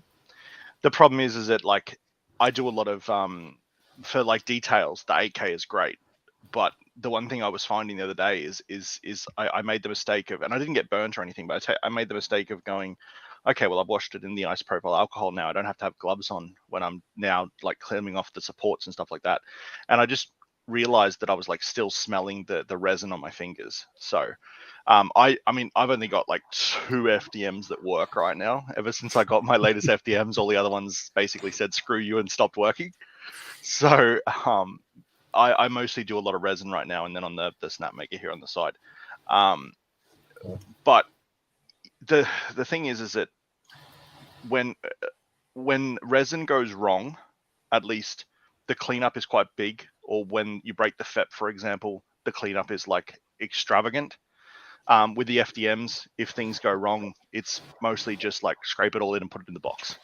Like, and that's the difference, is that like resin, it's not something that you can easily just jump into. And that's the thing, like you can, considering like you probably do need an extra couple of tools, but with FDM, you can pretty much jump in day one and start printing. Whereas with the resin, you need like the resin printer, a way to cure it. And even if you don't have a curing machine, you still need alcohol or something like that. You can get water ones, but not everyone knows that you can get water ones. And then you're like, okay, well now I've got that. Now you need a way to cure it. For me, it's fine. I live in Australia. If I didn't have a curing machine, I could just literally put it out in the sun. But like someone in maybe Scotland or the UK has to have some way to cure it. So it's definitely, I do a lot more resin printing than I like, and than I would probably do FDM right now, but I like to keep the balance. What do you print though? What is your, because, you know, a lot of people say, oh, you know, for miniatures and, you know, Dungeons and Dragons and Warhammer and, you know, bits and pieces like that, you know, that's kind of a market for it. But, you know, certainly from my point of view, the high detail in things like Star Wars or building an R2D2 or, you know, the elements that go into that, you know, it's not as big as the head. Oh, there goes that Mandalorian. Yeah, so that's resin printed, and I painted that afterwards. See if we can. Yeah, see if we can zoom in on you for that. Hang on a moment. I've got some buttons here that sometimes we can press. Here we go. No, that didn't work. Let me move you over. Donk. There you go. That's cool. So that's a Mandalorian. I did actually do the other day one of the smallest prints I'd ever done on the resin printer, and it was from Hero Forge, one of the tabletop stores that I work with nearby. Sent me a file for a little mini, but I actually delivered it the other day. Let's see if I've got, this is one of the other silly ones that I've done. It's a little cactus from what's it called? Plants vs Zombies. But the one thing that I'm interested to see is you can get, if you with the right nozzles and FDM, you could get the quality of resin. It just your print time is just so much different. That's the thing that I like. I mean, you can get the print time of say that Mandalorian. I could print that in probably 9 hours, and you can't get that kind of thing if you were using like a 0.2 nozzle on an FDM. It would probably take you a day. And so absolutely, yeah, absolutely. I mean, I certainly think it has got its advantages out there in the marketplace, but it's not a massive favorite for me. I'm going to be doing more resin printing because I'm going to be doing another R2D2, which will be either partly printed or, you know, there's certainly going to be elements in there that usually the way that the droid builders work is that there are certain mixes of things. You can use metal, you can use resin, you know, and again, you want to get that quality. And I think, you know, certainly like you say, out of FDM, you know, without sanding, painting and doing all that kind of extra stuff, I mean, generally you can get a better formulated print out of a resin printer than you could do an FDM generally. Although I have seen, I can't think of one recently, but one of the printers I was reviewing recently has done some. I mean, even the Lozbot, the 747. I don't know if you can see the little octopus there. I mean, the quality on that is actually pretty damn good. Yeah, that is pretty good. You know, it's good, yes. Not that that's something that I particularly need to print or anything, but that is, you know, that's the experience that I've got. And then being able to finish these things off is, you know, is certainly key. And making sure it doesn't look like it's 3D printed is, you know, is obviously a must at that particular point. But no, that's good. That's good. Teddy, do you do any 3D printing in regards to resin and stuff like that, or are you all FDM? Also resin, but I'm lucky because I have a dedicated room for only for resin. Right. Okay. Right. I think the resin is very dangerous for health. Also, I prefer build a room only for resin. Yeah, that's fair enough. That is fair enough. No, that's cool. That's cool. So, shall we move on, Sean? What do you want to touch on next? Well, you can probably talk about your. Let me check the thing. I think you can probably talk about your. Have you done your new printers? Have I done my new printers? No, that's happening tomorrow. So we've got got another new Anycubic printer coming out tomorrow. Teddy, have you got that same printer? The Cobra Go? No. No. Okay. So no, you're the only one that has it. So, maybe next week. Okay, fair enough. So there's another new printer that's coming out. The Cobra Go has just come out, as we've just talked about. Mine was a little bit lumpy. How is your experience with the Cobra Go? Sorry? How is your experience with the Cobra Go? You've got a Cobra Go, right? I can see it. Well, yeah.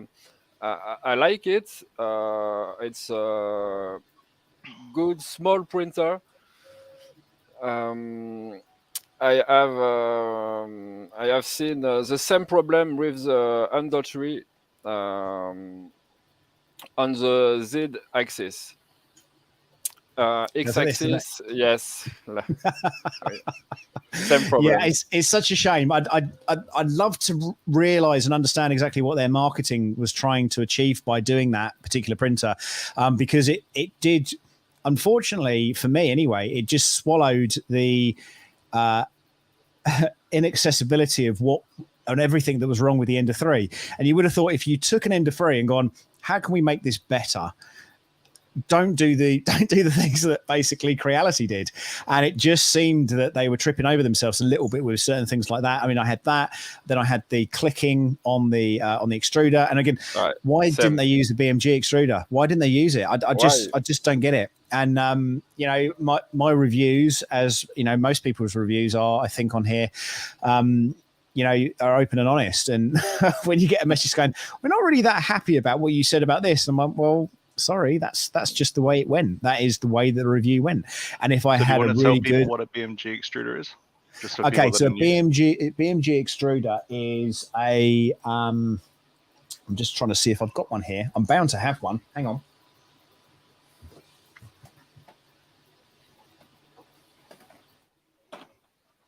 So this is one thing we're going to try and do is I couldn't find those batteries earlier, but the BMG extruder is basically this thing here. Okay, so this is used on most of the Anycubic Cobra range, apart from the Cobra Go. And what happens with this is your filament goes in here and it comes out the other side, or it's probably the other way around actually. And inside of that, there are some gears, and the gearing inside of that basically squeezes the filament and pushes it out. So on a Bowden setup, the way this will work is it will come in one end and it will push it out through the tube and force it out through your hot end. Now, what they've done on the Go is they've used a very similar kind of setup, and it's plastic. So if you don't see it now, you're going to see it later on down the line, is that the filament will start eating into that plastic. First and foremost, that will happen because that happened on the Enders, that happened on the CR10s, that happened across the range of printers that were used with that particular spring network. So the Go has basically got a futuristic version of that. I mean, it does look pretty. It's not an ugly printer, but I can see that becoming a problem. And in my review, I spoke to Tim from TH3D over in the US, and we spoke about, he goes, well, I'll just send you our BMG out. And I said, yeah, but I want it to work. I want it to work with this particular point. And he's sent me a BMG before, his version of it, which is it's actually very good. And I use that on my modified Plus over in the corner there, and I get no clicking, I get no issues, it forces it through, no messing around. And I think you're going to fall into that trap that if you end up buying a kit printer that is a little bit cheaper than the Cobra by like $20-30, then you're still going to have the same kind of problems that you would have had with an Ender. You might as well buy an Ender. I hate to say it, yeah, you know, it's going out to a certain demographic of people, but you might as well. But then you don't have things like the inductive probe, which is actually very good.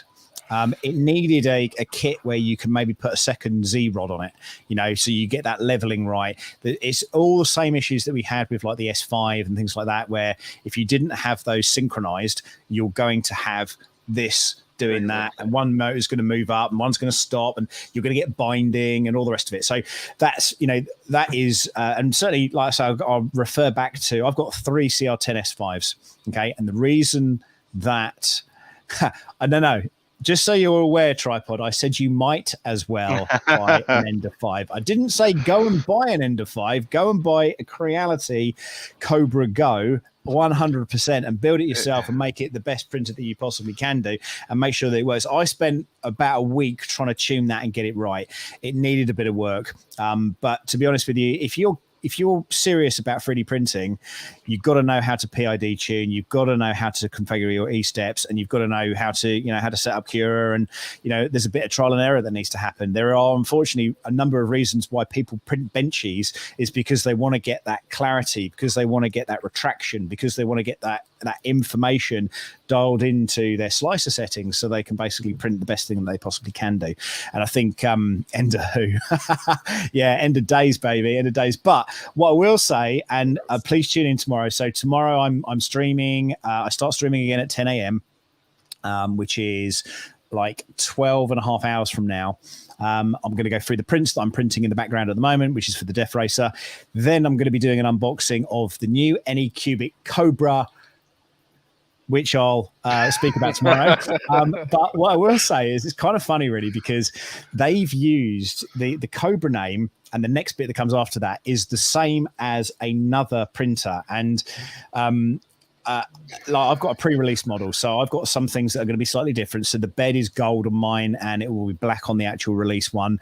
And I'm not even sure if they're going to keep the same name. And I haven't seen, there's no press about this anywhere. So I'm literally like the guinea pig for this. I think people are going to go, why have you called it that? Like, would you remember? What? Do you remember when we first got together on the one of the, what you guys should know is one of the hardest things to do on these when you're working with 3 different creators is you don't know what embargo each creator has.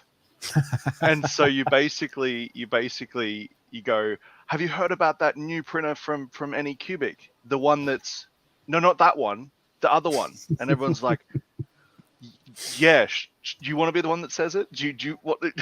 And that was this particular one that we were talking about. It was, and, yeah. And we could just basically nod and say, yeah, okay, we'll see how it goes. Yeah. Yeah, I mean, and as I say, you know, this is, I believe, and I haven't unboxed it. It's in the box there. It's got the name on the box. So I'm purposely hiding it out of the way. But from what I understand, it's going to be the Anycubic Cobra Go, but built. So let's have a look. See what it looks like tomorrow. 11 o'clock. And Anycubic are going to come on the stream as well. We're going to have a nice chat about why they've called it that name. Because as you know, if you saw any of my Anycubic streams, I did a stream with Anycubic and Boy in Space. And I didn't know Boy in Space at that time, and we reached out since, and we've talked and stuff. But I didn't know what he was going to say. He didn't know what I was going to say. And I just hit them hard with, why have you distanced yourself from the name Viper and gone to Cobra? Is the Cobra still a valid product? Because actually the Viper is a good printer. And I think they should have just kept on that, and I think they should have pushed forward for it. But yeah, it is exciting, actually, Carl, and I'm dead chuffed about this. So what we're going to do, so if you've just joined the stream, if you don't know what's going on at the moment, I'll just give you a little bit of background about what is going on. At the moment, I am printing a ton of DeathRacer parts in the background of this stream, and hopefully if I can hit the right buttons, there's another, oh, that's a really awful camera angle. Let's try this one. That one's not even working. This is how good things are. There you go. There's camera 1 over there. Then I've got another camera 3 over here, which is, they're whizzing away at the moment. So I think I've got 6 printers. Hang on. 1, 2, 3, 4, 5. Yeah, 5 printers that are on at the moment and that are working. And then we've got this new Anycubic Cobra 3D printer coming out tomorrow, and that's just going to then be added to the stream. So the rest of the night, so we obviously got this stream for an hour, and then after that point we are then carrying on, and what you guys will see is basically the cameras that are going to be rolling through the night if you are that way inclined and you just want to see a 3D print take form. So so that's on the DeathRacer front anyway. Sean, where do we go from here? Well, I have something to. So Teddy would know this. I've been complaining at him all week. Actually, is I picked up a CR10 from my old university, one of the original CR10s, and I basically had the issues with it only getting one bar to go up and down. And I bought a direct drive extruder, and I've got a little ender, and I know nothing else about Creality. And I cannot believe that the CR10s went anywhere with this stupid little box that sits next to it, that you have to basically move around the room, and then if you don't put in the right place, if the bed goes too far, it pulls it off the shelf. And so I can. This is one of the reasons why I wanted to do this show, was to help people understand what is good to have and what you should go in with your eyes open. So it's good that you brought up about the Z-axes, because if I was ever going to buy this, because it's only got the one whatchamacallit going up the side, it's just horrible. I don't know if I'll end up using it long term or taking it apart for parts. But the one thing that I would say is that I hope that when we do this more in the future as well, that's why I'd asked you to explain about the extruder, because we're hoping really to help the new age of people understand what's, in our opinions, good to get as a first printer and good to move forward into. Because the one thing that I found, and I was amazed when we first had our get together about this show, is that I ended up just continuously listening to you guys talk about different things, because I'm so far out of my depth when it comes into some of it. But it's really hard these days, and because the 3D printing world is moving so fast, to be able to find a lot of this information without being able to spend hours on YouTube. And I think this is a good way to lead into the next topic, which is Clipper, which would be, you can take away, you and Teddy know. I know that I messaged Teddy yesterday, can you tell me enough about Clipper, because I have no idea what I'm talking about. So I'm going to be learning as much in this segment as everyone else. So take it away. Sure. Well, I mean, traditionally, it's been most 3D printers, or certainly most marketable 3D printers, use a software called Marlin. Okay, that's been like that for many, many years. There are different ones. There's Clipper. There is Duet as well, which has their own kind of bespoke UI as well, I believe. And there are probably 1 or 2 others out there that it's a bit like, have you got a Windows PC? Have you got a Mac? Have you got this? Have you got that? Now, what I'm seeing, and it's it's quite an interesting kind of time out there. Is there are 3D printers coming out now? FL Sun V400 is certainly one of them that is coming on with Clipper. Okay, so that's pre-installed, plug and play. You turn up, and it's ready to rock and roll. And as you'll see from Teddy's background there, he has got 1 or 2 Deltas. And correct me if I'm wrong, you sat on a committee or a board of people that that basically helped develop the Clipper side. Is that right, Teddy? This is where it says no. Sorry, I don't understand. So what did you do with FL Sun on the software side? My part in FL Sun is only structural parts, mechanical parts. Not mechanical parts. Software, Okay. Mechanical parts. Okay. Actually, I work with another manufacturer on Clipper for Cartesian printer. Got it. I think. So, sorry. So, what does your SR run? Does your SR run Clipper, or is it running? Sorry. What your SR, your FL Sun SR, is it running Clipper? Yes. It is. Only one. I have 9 SR. Only one run with Clipper with the speeder pad. From and which board is inside of that? Can you repeat? Which motherboard? Which motherboard? Standard motherboard, SKR. Robin Nano V3. Okay, Nano V3. Okay, so what I'm seeing at the moment is there are a number of, this is the weird thing, right? The V400 hit, then all of a sudden Creality have now got this pad that's coming out, which is a Clipper based screen, very similar to what we've got with the screen for hang on, let me unplug it. So the screen for the V400, okay, very, very similar to that. Now, the V400 screen, this exact screen is going to be the one that FL Sun are going to be releasing, that you can plug this into pretty much any printer and run Clipper on that printer. That's what it's being sold as. Creality are doing the same exact thing with their own version of this. Then Big Tree Tech reached out to me and said, hey, by the way, we're now making these boards. Now, Big Tree Tech, again, have been a big support to my channel. They send me loads of stuff. In fact, they send me so much stuff that I can't even upgrade stuff in time for the next thing to happen. So I'll give you an example. I've got a RatRig VCore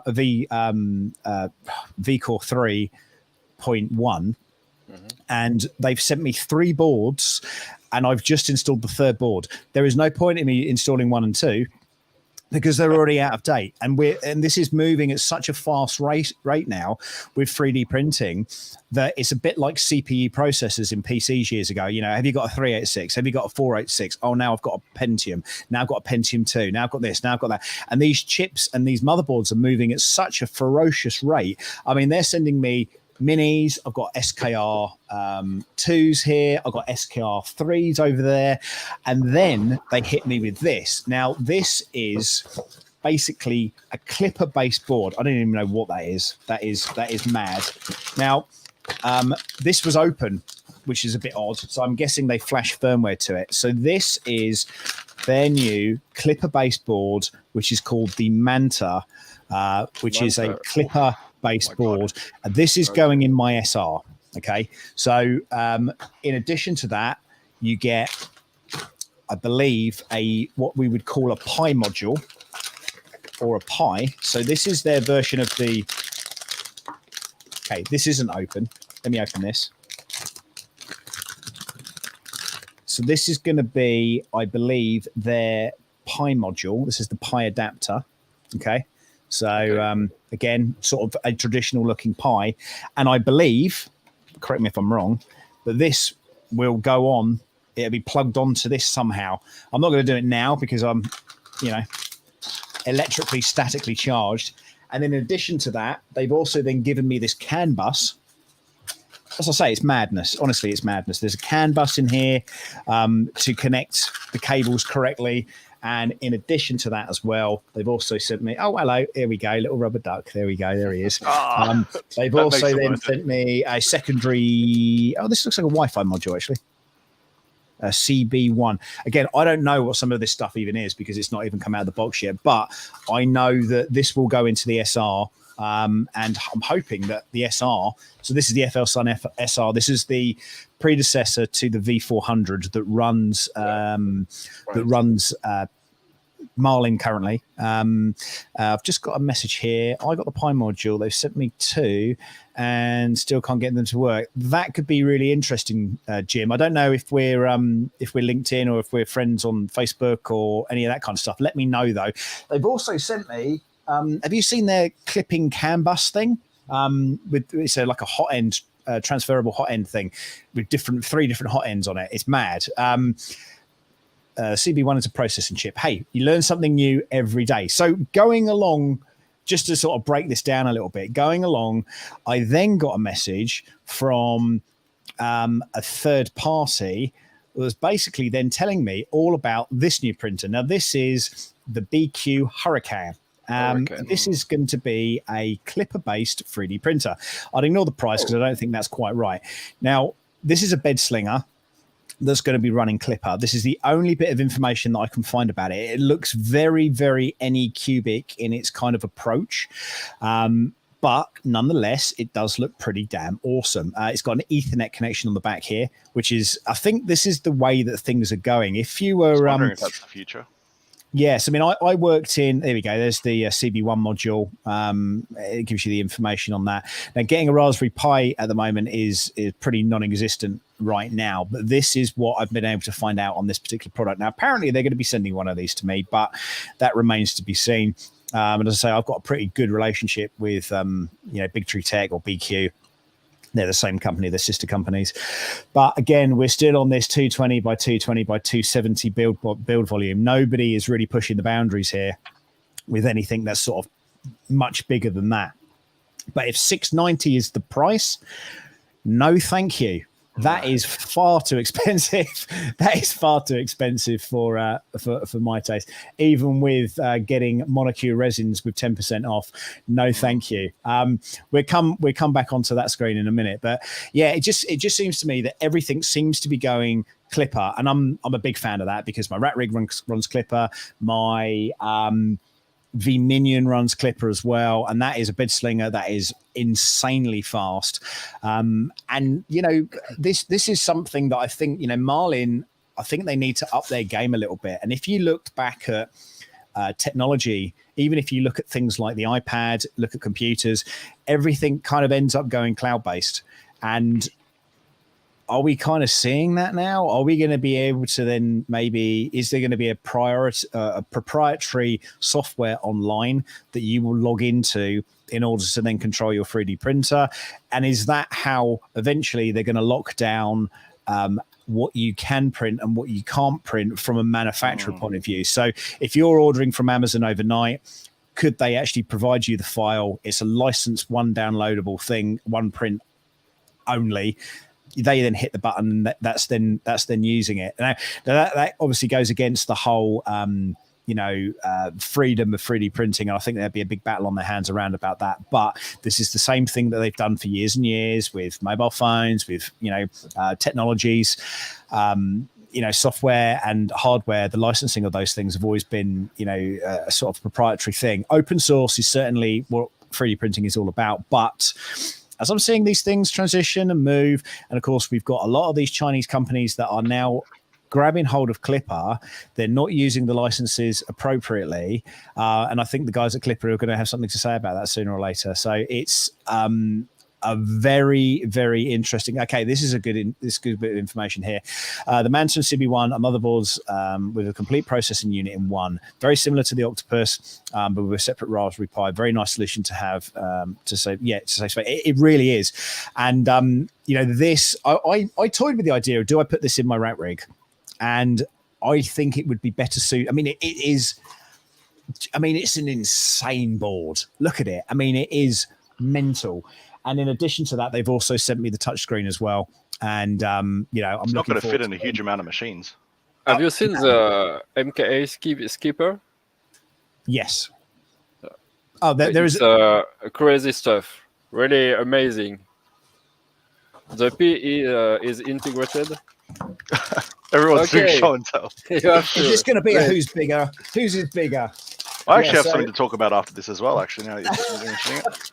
That was my That was going to be my next. That was going to be my next thing. Okay. You know, the MKS squad, and the MKS are on Okay. it as well, and that is, you know, It's I my don't- it's I my don't wanna steal favorite your brand. thunder. I don't want to steal your thunder, but again, they came out with a pie board as well. Have you got the pie for it? Do you have the little pie? The Sorry? MKS pie?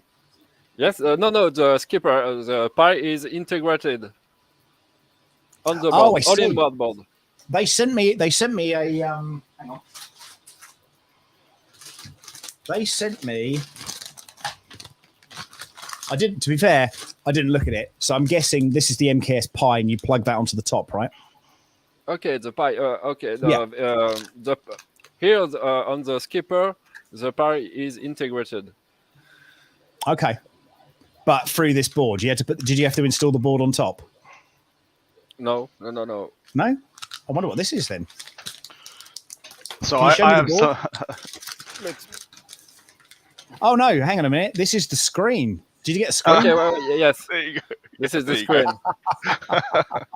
I don't even know. Because, This is what I mean, though. You know, the rate of stuff that comes out. I'm like, I don't even know what I'm putting this into yet. You know, it's sort of like, and have I got time? I'm too busy building octopuses and stuff. You know, it's yeah. No board is already on the board. Thanks, Ed. No, I appreciate that. That was the screen. Apologies for my lack of opening presents from people.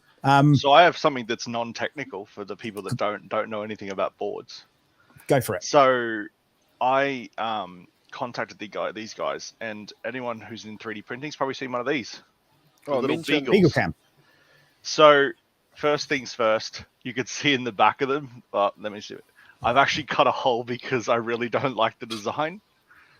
Which is anybody that's used them. Why have something that you can go like this if you can't put the USB cable at the back of it? That was the first thing that I did. For anyone that's for like me that's not as knowledgeable as these two men, this is, and for the current shortage of Raspberry Pis, this basically does a lot more than I expected it to do. Anyone that wants to the brass tacks of this, if you want to monitor your prints from your mobile inside your house, or you want to keep up with things, this thing does it. It's basically like when I started doing time lapses and stuff like that, you have a look at the webcams, and I ended up doing some on my wife's old GoPro. And then I was like, okay, what webcams do I want to buy? And then I asked Teddy, and he gave me a list. And then I came across this little thing. There's not a huge amount of marketing on this, unfortunately, but they work really well. I think the future could be in these if they fix the design to allow the USB on the back, and they keep adding functionality. Now their team is really, really good. You can contact them at any time. You can only buy it from one place. I don't know if Sam has the link for it, but basically these, I think it's from 3D accessories or something like that. I'll give it to Sam in a second if I can find it. But this printer basically is for the people that don't know how to set up your Octoprint and stuff like that. This is very much plug and play. It has an SD card in the side that you can update the firmware. One of the other designs that I don't like about it is if you want to focus the camera, you have to take the back off, or you have to unscrew the back. And that can be quite a negative thing to do. But if you don't really care too much about the focus, you can run it pretty much straight out of the box. It's very easy to use. You set it up with your mobile, and then you can use it on the desktop. The one thing I did find, and I think they may fix it in the future, it does have a bit of a memory leak when you use it on the desktop and one of the tabs. It does start running a ton of RAM, but I never had that issue again after I ran it a second time. If you run it on your mobile and you have the app open, it will use a huge amount of battery, and it like starts chugging your battery pretty much fast. But it is great for instant ability to see your prints, and the inbuilt time lapses are incredible. It's, if you've ever seen any of the time lapses where you don't see the hot end and it basically just goes straight up, this is the kind of thing. So a lot of the time it's done by like your Logitech webcams or something along the lines of like the really insane setups where you have a little button on the side that it presses it to take the photo in Cura. This does it all for you. So this you basically. So it's mining crypto in the background. I love that comment. Yeah, probably. It would not surprise me. It would not surprise me. So this is the funny thing. Let me tell you about this camera real quick, right? So I got it when it was literally the subscription wasn't even live at the time. They sent it to me and I was like, dude, it doesn't work. It does not work. And they were like, oh, why doesn't it work? And there was loads of problems with it. And then what they were doing is they were trying to kind of save the memory by compressing the hell out of the video file, which was awful because it was just grainy and crap and it just looked rubbish. So they finally opened that and they put it onto an MP4 and it's a lot larger and the files are, exactly what you need. I know Tripod's got one. I just saw a message here as well. I don't want to cut you off, Sean, but 3DP UK, I'll lend you mine. See how you get on with it, see what you think about it. What I didn't realize though, because I've reviewed this already, is that the camera is a dog. I know it seems... Yeah. It is. Yeah. Hence, it's called the. So you didn't know either, right? Hence, it's called the Beagle Cam because it looks like a Today dog. I learned. Yeah. And I did not twig. I'm glad it's just not me, right? Because I was like, that's the most ridiculous thing. Yeah. You've donated mine already, have you? Okay. Yeah. I mean, I think it's got some merits. Definitely got some merits to it. And I noticed there was quite a big influencer literally taking them to, I'll tell you, it was Vector 3D. He was saying how poor it was and how bad the whole thing was. And I was like, do you know what? As an alternative, it's actually pretty damn good. That's my thought on it anyway. One of the biggest things about their team is their, so I originally started contacting their team just to talk about like, working with STLFlix or a couple of other people to try and get this printer out there, because not everyone has the ability to set up an Octoprint or go through like the whole time lapses with a webcam and everything like that. And they're like, oh, here's my personal Facebook, contact me. They're always active in their Facebook group. They're always active talking about support. They're always updating the firmware. They accept that there's problems. I mean, I had probably, and Teddy knows this is, so I have a Snapmaker and I do work with Snapmaker, but this is what happened when I tried to work in with it. You probably cannot see it, but it doesn't work very well. So you can see that nice little divot in the build plate. So that happened from the only thing, it does not work. It only works with certain slices. And I hadn't had a really good Cura profile to work with. And then suddenly it all went haywire and dug a nice little divot into my build plate. And that was beside the point. But the one thing that I will say is it does have potential, and the barrier for price point is very small. And that's probably one of the biggest things, is that when you get a Raspberry Pi, you've just got a Raspberry Pi. You can't just like plug it in and it's got Octo and everything works with it. You still have to have the knowledge to get it to work to what you wanted to do. Whereas if you're still starting out and you want something kind of simple, this is the thing that will get you into the first step. And then if you don't want to use it anymore, you haven't really spent a huge amount of money in the grand scheme of things compared to a Raspberry Pi and then a camera. I mean, in Australia, you can't get the Raspberry Pi cameras at all. Like, they're all sold out. And then Raspberry Pi is having their own issue. And so I do think that for the newer people who do want this kind of thing, this is an option. But I do think it might, like you said, like some of the reviewers might think it's garbage and stuff like that. But I think it's very important to take into an opinion. You're muted, by the way. I am muted. I think it's a really good entry level camera. Actually, I just didn't want to be going in the background. So sorry about that. No, I think it's a really good entry level product. And all right, I'm not using it at the moment, and I've kind of got my own. Yeah, need to make a non-dog case for it. I literally had no idea that was supposed to be a dog. I was just like, makes I sense. just looked at it. I was like, that's how much time I spent looking at it. I didn't know this plugged it straight in. No, like I say, I was just like, okay, yeah, it's a dog then, yeah. And I think it was Tripod actually that said to me, hey, this is I was like, I'm not even going to tell him that I didn't realize that wasn't a dog. I was like, literally no idea. But I was quite lucky. So I have the last Pi 4B before they're drying up. I have a 4-ways cameras as well. Yeah, okay. Yeah, we have. Yeah, you know what? So the Bamboo, okay, the Bamboo has a camera already built into it. So if you're looking to spend crazy money, well, it's not crazy money. When you think the Prusa XL, which hasn't been released yet, people are spending money on the Bamboo because they can't get the Prusa XL yet. And these days, there's definitely like a gap. Like you've got your, like I do, like the Snapmaker here on the side. The Snapmaker, between the Snapmaker and the Bamboo, there's not a huge amount of money difference.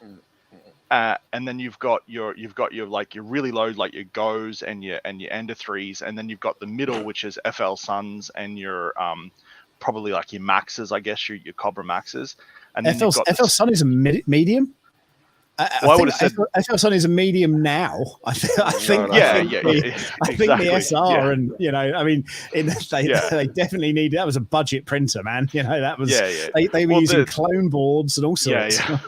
Okay, so I'm saying that the current FL Suns, like the SRs and stuff like that, and obviously you've got your old FL Suns if you want to buy it, but then you've got on top of that you've got your hang on a sec, you guys take over. Oh, he's in trouble. Okay. So then you've got things like Lozbot, and the funny thing about Lozbot, they are big money printers, really, really big money printers. This is cute. Yeah, really. I thought my son was going to come in and just cause chaos, but he's not very well tonight, so that's good. Yeah, but then Lozbot then brought out the 747, which I've got him for review. He's wearing his pajamas. It's 6 o'clock. It's 7 o'clock in the morning for him there. Bless him. Fair play, man. Fair play. And then Lozbot came out with $1,000 printer with enormous amount of specs on it. It's running a Slice Engineering Mosquito, for goodness sake. It's a mad printer. And I've had a few reviewers say, I don't like it. I'm loving it. I haven't managed to get my review out because I'm using it all the time. I used it to print today. I printed the DeathRacer stand. That's no support. Wow. Beautiful. Whoa. It's a beautiful thing. And it printed the PA it printed the nylon that's on this. This is difficult to print. This is PA6 nylon, recycled fishing net. It's incredibly difficult to print. Yeah, it just melted it like butter. It was insane. Absolutely insane. So sorry, Sean, going back to where you were with your printers, the top, middle and bottom. Yeah, so I mean you've obviously got, for the people, the Artisan is going to be the next big one, kind of the Snapmaker Artisan, which is the big, kind of nearly the same size as the Max, and it'll have the dual extrusion. So I think it'll be the middle ground before the XL comes out. So obviously the XL will probably be the upgrade from the Artisan because it can do more colors.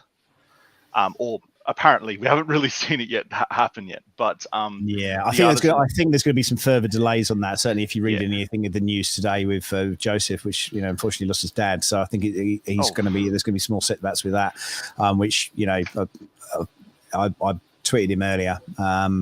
Just really, I knew he was ill, and that is just bad, really, really bad. He's a nice guy, really nice guy. But like I say, business is business, and people are investing in this. And the Bamboo just came out of nowhere.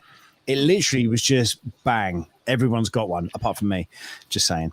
If they can replicate it to a large, the thing is, they've created good brand loyalty now. Obviously, they're finishing the delivery, and there has been a little negative press around it, but for the most part, everyone's getting quite good results out of it. If they can then, with that brand loyalty, I don't know if they would launch another Kickstarter or if they would wait a bit, but they could definitely, if they can replicate it to a bigger size, they could definitely use that brand loyalty to have a lot of people go into it again. I just don't know if they're ready for that or if they want to sell more, because I think they only backed, was it 4,000 were only backed or something on Kickstarter? So, I mean, there's still potential to maybe sell another 8,000 of them, maybe to normal consumers before they have to upgrade. And if there's continuously delays with the XL, then they could take their time before they have to worry about competing with the XL. I mean, the Artisan is going to be different because it's two extruders, two hot ends. So it's not even going to really compete. Is that in an IDEX format, or is that how have they done that? IDEX? Is it on the same? Is it on the same gantry? there's not a huge amount of, it's on the same gantry. It's the same as like their other ones. Right. Like they've got, and they've still got the two others, right? They've still got the CNC and the laser on it as well. But because it's dual hot end, it's not really going to compete with the Bamboo, and it's obviously not going to have the same speed as the Bamboo. They've not marketed it like that. So Bamboo still has that chance to catch up, and I mean they will probably learn a lot as well. They are, I would say, they're the head of the color changing market right now, and because they don't use Raspberry Pis, they've definitely like not having to worry a huge amount about support.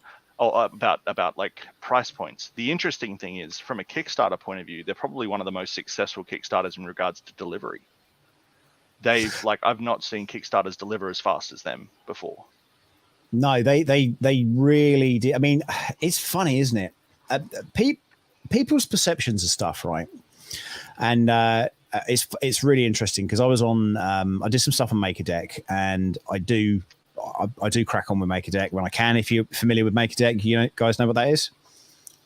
So it's a Twitch stream that basically shows off people printing. Oh you've showed me yours before. Yeah, and it's cool, and it is a really good platform. And Chris and the guys that are all behind all that is phenomenal. And there was a guy on there just giving me a ton of crap for printing with the V400, and I was like, what's the deal? And you haven't paid for it, and you've got this and you've got that, and I'm just like, dude, this is whoa, hold up a minute, hold your horses. This is I'm a reviewer. That's what I do. That's my game. That's I've worked hard to get where I am, and you're some dude just shouting at me because you haven't got your printer yet. But it does seem, through the grapevine, it does seem like they've had some logistical issues, and that is the same for that. I was talking to a guy called Matt earlier about the Whizmaker 3D printer, which is the one you talk to, because you need that now in your life. You need to be able to talk to your bloody printer as well. And he was saying that there was a ton of issues with the delivery of that printer. The same as, I hate Kickstarters, and the only Kickstarter I've ever backed is the BQBX, because I was having a whale of a time with the Big Tree Tech boards, and I thought, you know what, this inside of one printer is going to be phenomenal. I thought it was going to be the best printer ever, and in the end, it became. You put a Raspberry Pi 4 in there, it plays TV, you can log on to it, you can do a whole bunch of stuff. And so I've just seen a message here, right? I've just seen a message from Tripod. Okay, you can buy one of those on Amazon today. Okay, so this is what I was like, sorry, what's just happened? What? Sorry, what? And I was like, no way. Yes, you can, and I'll show you it now. I just want to show you guys something, right? This is how the Kickstarter thing really annoys me, because they haven't delivered on hardly anything so far, right? And yet, hey, what do we find on Amazon? Guess what, ladies and gentlemen? For $350, and you can save extra 70% by applying that token or that code. Ladies and gentlemen, I'm not shipping to the UK, but if I was, and this is also in the UK shop as well. So they haven't even, they haven't fulfilled their service yet, and yet they are putting these things out, and people are reviewing them. People, and it's one of those. It's almost like one of those situations where they've tripped over their own success, and instead of being awesome, it's now going to be almost like a forgotten printer. If it had been delivered 6 months ago, before the Bamboo, before the V400, and I tell you what, as a reviewer, it's a really, really difficult pill to swallow when you've got a printer that prints so bloody quick and the quality is phenomenal, to then go back to something that's printing at 60 millimeters per second. The difference, and the core differences here, are when it comes down to what you're printing. So if you're printing a PA6, if you're printing a carbon fiber, if you're printing something that needs to go up to 300 degrees, you're probably going to find that the V400 isn't going to be the printer for that particular type of print, which means that actually that's when your slice engineering, Losbot, E3D, specialist hot ends come into play, and printers that have that as a standard it removes yourself from that budget costings. And Tripod, I know this, especially with like the CR6, you know, when it wasn't on fire, he upgraded everything. And again, Big Tree Tech stuck out some boards for that. And then on top of that, then the Micro Swiss people then stuck better hot ends onto this modified CR6. I've got one of my CR6, and all of a sudden you've got a really good printer, but it should have been like that from the very beginning. And scrimping on stuff, and this is my concern with Bamboo, as we're getting back onto that. But what Creality used to do with their S5s, and I know a huge amount about the S5s and how to upgrade it, what the best upgrades were, because I did a whole series of videos on it. That was one of my first things that we did, because I wanted that S5 to be the best that it possibly could be. So I had Bondtech equipment on it, I had Slice Engineering equipment on it, I had Big Tree Tech boards, I had 24 volt, 240 volt beds, all the good stuff that you could possibly put on that. But when you're trying to put 3 kilos onto a 500 by 500 bed that is a bed slinger, you got this thing called inertia. Okay, so as it's going backwards and forwards, of course, then you've got the springs that are weighing down, and all of a sudden you're starting to miss things. You're getting layer lines, you're getting problems in it, which is why Core XY for printing, you know, R2D2 domes and things like that is so much better, because it's quicker. You know, 7 days versus 3 days. You know, we're talking super quick printers here. So the reality is, you know, generally when people start up, they're starting up with a bed slinger. Now, actually, you might actually want to go for a Delta, or you might actually want to go for a Core XY, because it all depends on what ultimately your goal is going to be. If you're just trying to test out something, go with the Anycubic Go. If you're trying to go, well, I want to go quick, we know we're gonna love this as a hobby, as a family, or whatever, or I'm going to build this, or I'm going to build that, then perhaps go for something a little bit more bespoke and spend the money on it. Yeah, I would say that with regards to the Bamboo, they took a big risk by doing a Kickstarter, but by delivering it, they've gained a huge amount of loyalty. I mean, the last thing I kickstarted and backed was this thing, which is a little Aromax little. It's a little sanding like tool that they came with. It took me. For Dremel. Yeah, it's a little pen one that you can control by the phone. And again, I had the same, like, oh, is this going to even deliver? And it did. And I mean, I still had to wait 8 months for it. And I think they're getting into the last people that are arriving with Bamboos, and it's only 3 months since the Kickstarter finished. And for something that's so big, I'm actually surprised that it took that quick. And the thing is, they can bounce off that now into the future. Like that's going to be such a big thing for them in the future. And I think it's going to be interesting with what you were talking about with like Clipper and stuff like that, to see how fast a lot of these companies pivot into like things like Clipper and stuff, that where, as you said, the printer should have come with the things you need instead of having to upgrade it after it arrives. Yeah. And with us heading into a recession and the economic pressure, you're going to find people are really going to be wanting to buy the printer where they don't have to buy a huge amount after the fact to upgrade it.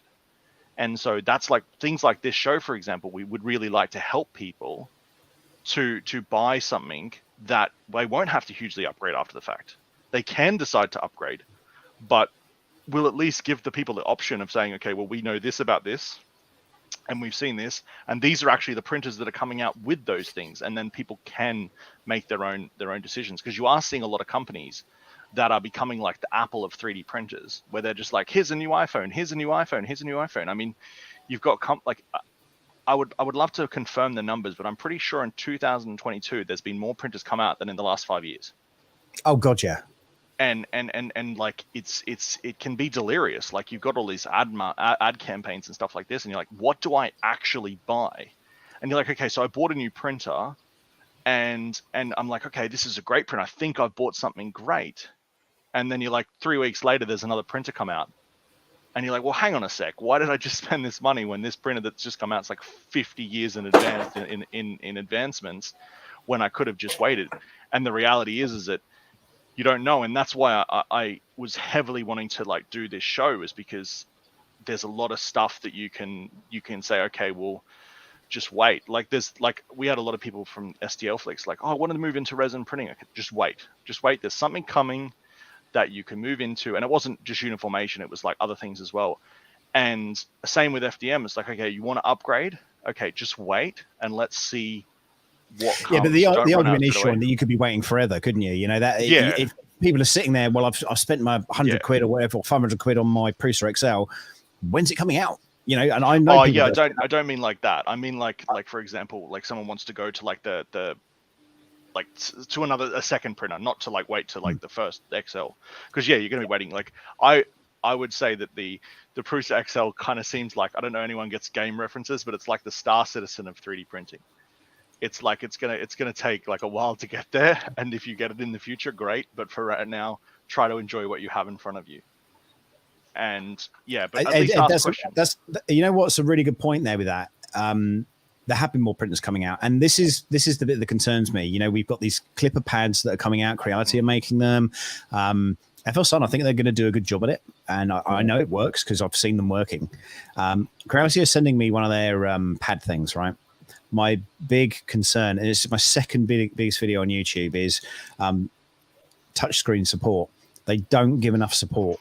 It's the churn. It's what's coming out next. Right, we've sold a load of these units. Now what's the next thing? And they are so inhuman with their and it's the same with not just Creality. There are a lot of other companies out there. It's also Chinese mentality as well. It's not that I care about who's buying this. I just want them to buy it. And then once we've got it out there, that's on them, and we want the community to support them. So Creality would do this thing where they go, hey, you know what, pat this person on the back because they're really good at what they do. And you know what, maybe we'll send them some filament, maybe we'll send them a printer, maybe we'll mug them off in some way, where actually probably they should be paying them because they've sat there and they've spent hours and hours and days creating a community firmware like Sebastian, who did the CL6 firmware. Not to go into a big old rant about it all, but you know, it is the support that really worries me. And people will, you know, let's be fair. Beagle Cam, they sent you a cam. What did it do? It damaged your bed. Who is liable for that? I bought it. They didn't send it to me. I bought it. So it's right. So you if they had sent it to me, there'd be a very different story.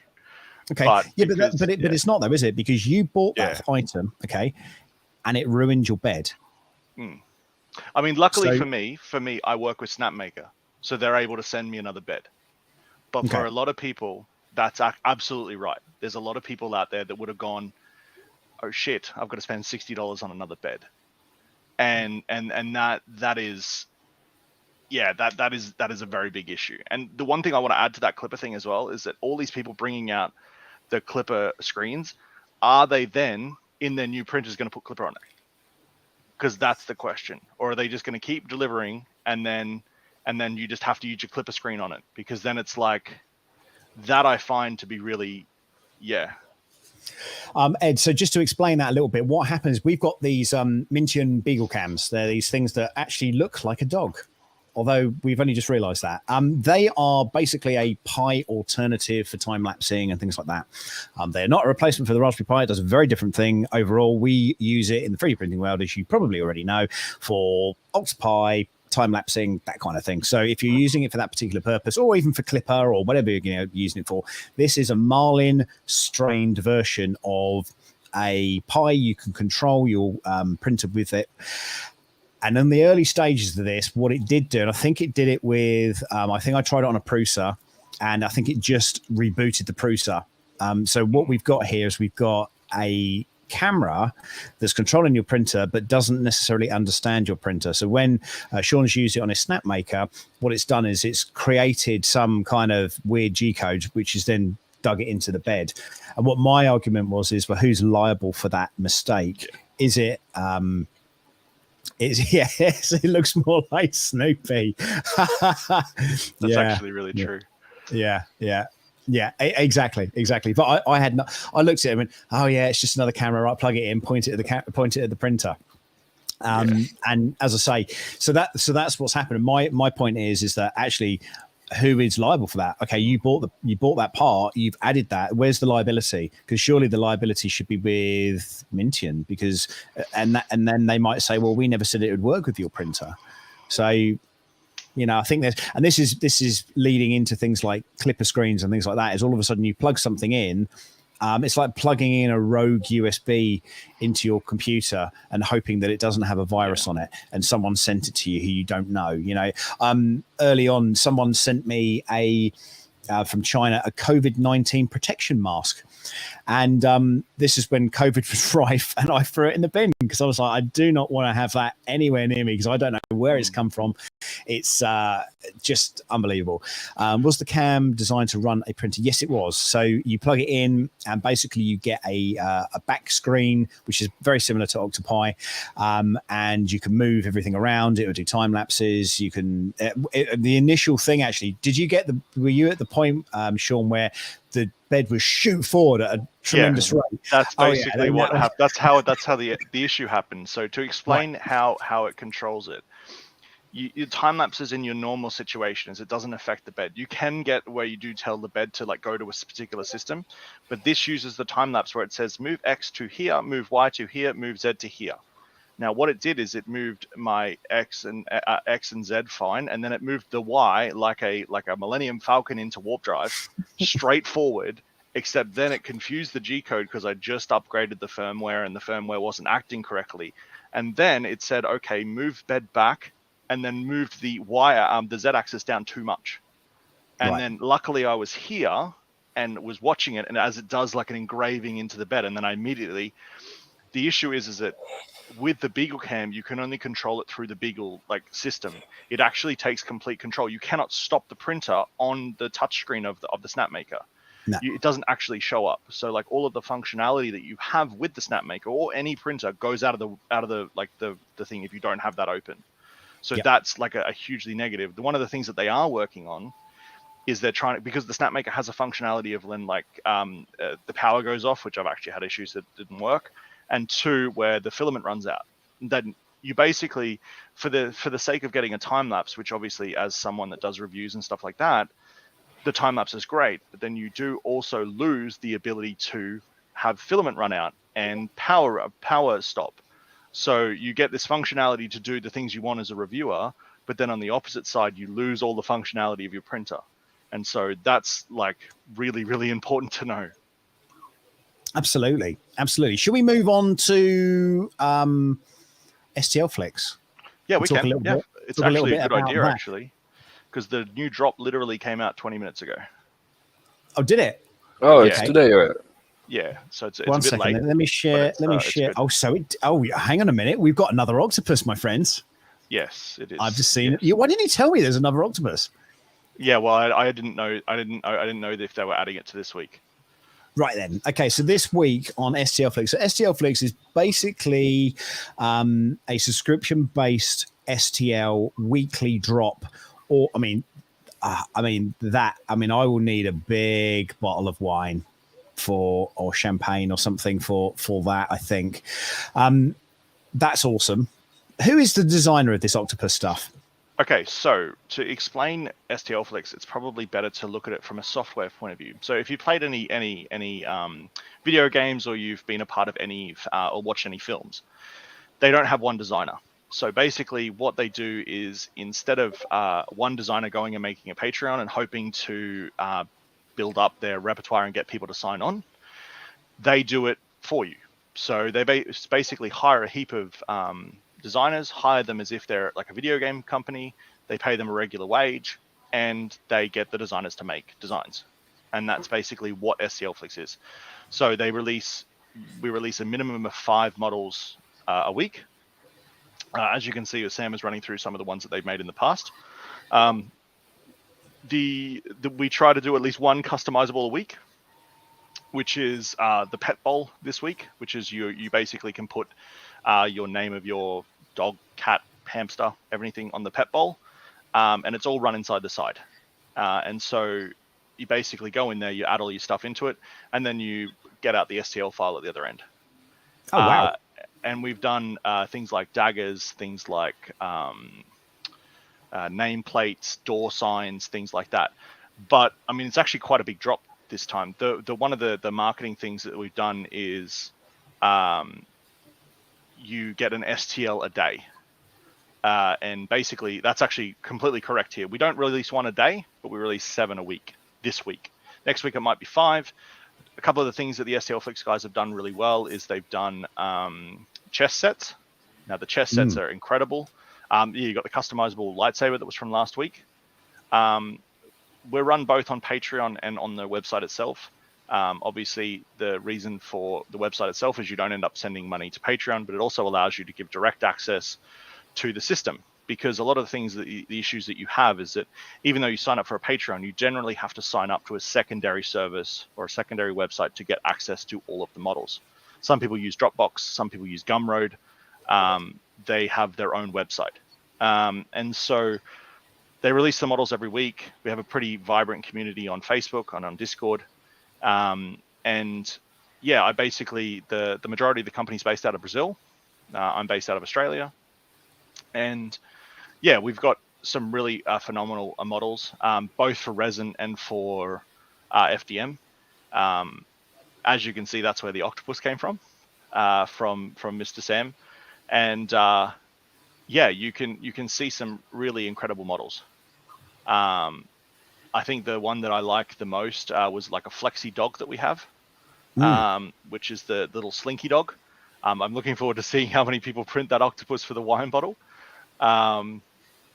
But yeah, so we have quite a range of different things actually.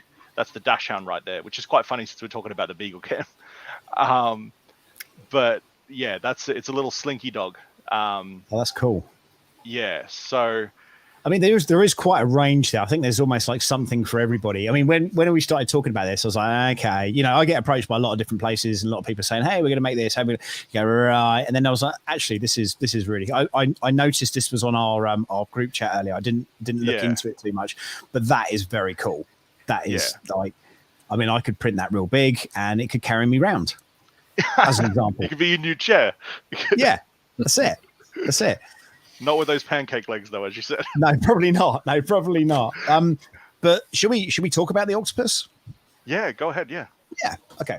So this was the octopus that I printed first. This is a 120% version of that, and it's the first time that I've ever painted anything properly. In fact, it's probably one of the first times in a long time that I've actually finished anything as well. And Sean and I were talking, and he was saying, hey, well, we've got this coming out. Why don't you give that a go? Have you got a spare printer on the go? And I'm like, dude, I need to concentrate on one thing at a time. And I've got like a billion things going on anyway. So I printed this and I thought, you know what? I kind of like that, but it just wasn't sizable enough. So we moved on. Sizable enough. Okay. We're going to move over there a little bit. So I printed up. Bloody hell. Yeah. This guy. Amazing. So this is amazing. So this is 310% bigger, and have you named it yet? Have you named it? I haven't. No, I haven't named it yet. Yeah. So there were a few people online going, "Hey, you've just messed around with the colors and you've turned up this and you've done that." No, this is how I painted it, and this is the second thing that I've ever painted and airbrushed and all the rest of it. So, as you can see, it is in one piece now. It did come. So I used a hang on. Yeah. Okay, we're good. We're back. So I used a software called Luben, and Luben is a slicer of an STL file. So it's done in 4 pieces plus 8 legs, and the 8 legs are like this. And what I was keen to do, and you'll see it certainly on some of these, I did explain this a little bit earlier on as well, but I like to try and do tie-ins with things. Okay, so the tie-in on this is I wanted to print something on the Losbot 747 Sidekick. And that particular printer, the one I selected, comes with a Slice Engineering hot end. And I'm a partner of Slice Engineering. And they make some very, very good and bespoke hot ends to print a range of different things. So if you're printing something like carbon fiber or nylon or anything like that. Now, these in particular are made from a PA6. And what's really special about this PA6 is, and this is the tie-in, it was given to me by a guy called Mike, who works for a company that supplies a thing called fishy filament. Now, fishy filament is a nylon PA6 filament. Now, this is actually made from Cornish shipping yard fishing net. So basically, the ships go out, they fish, and after a what's that say? It's the second thing I painted. I could paint a million things until they go, oh, cheers, dude. I appreciate that. So they now have a commodity value in the fishing net. Now, generally in the fishing trade, so I'm led to believe, is that when the fishing net is done, okay, they cut it loose and they let it go out to sea. Now, this is adding to the issue around pollution in the sea, fishing nets, getting caught up on, anything that isn't a seagull, I've got a problem with. So, fish and sea lions and all that kind of stuff is a major, major problem. So what they've done is they've commercialized this. So fishy filament now buy the fishing net off of the ships. So they retain them back. They take them back to their depot in Cornwall. It's all smelted and melted down, and they turn it into filament. So one of the comments from Fishy Filament was that octopus actually has fish DNA in it because I've printed it using this particular filament. Now, I'm not going to lie, it is a little bit of a bitch to print because you've got to have a dryer. It's got to be kept at a constant heat all the time.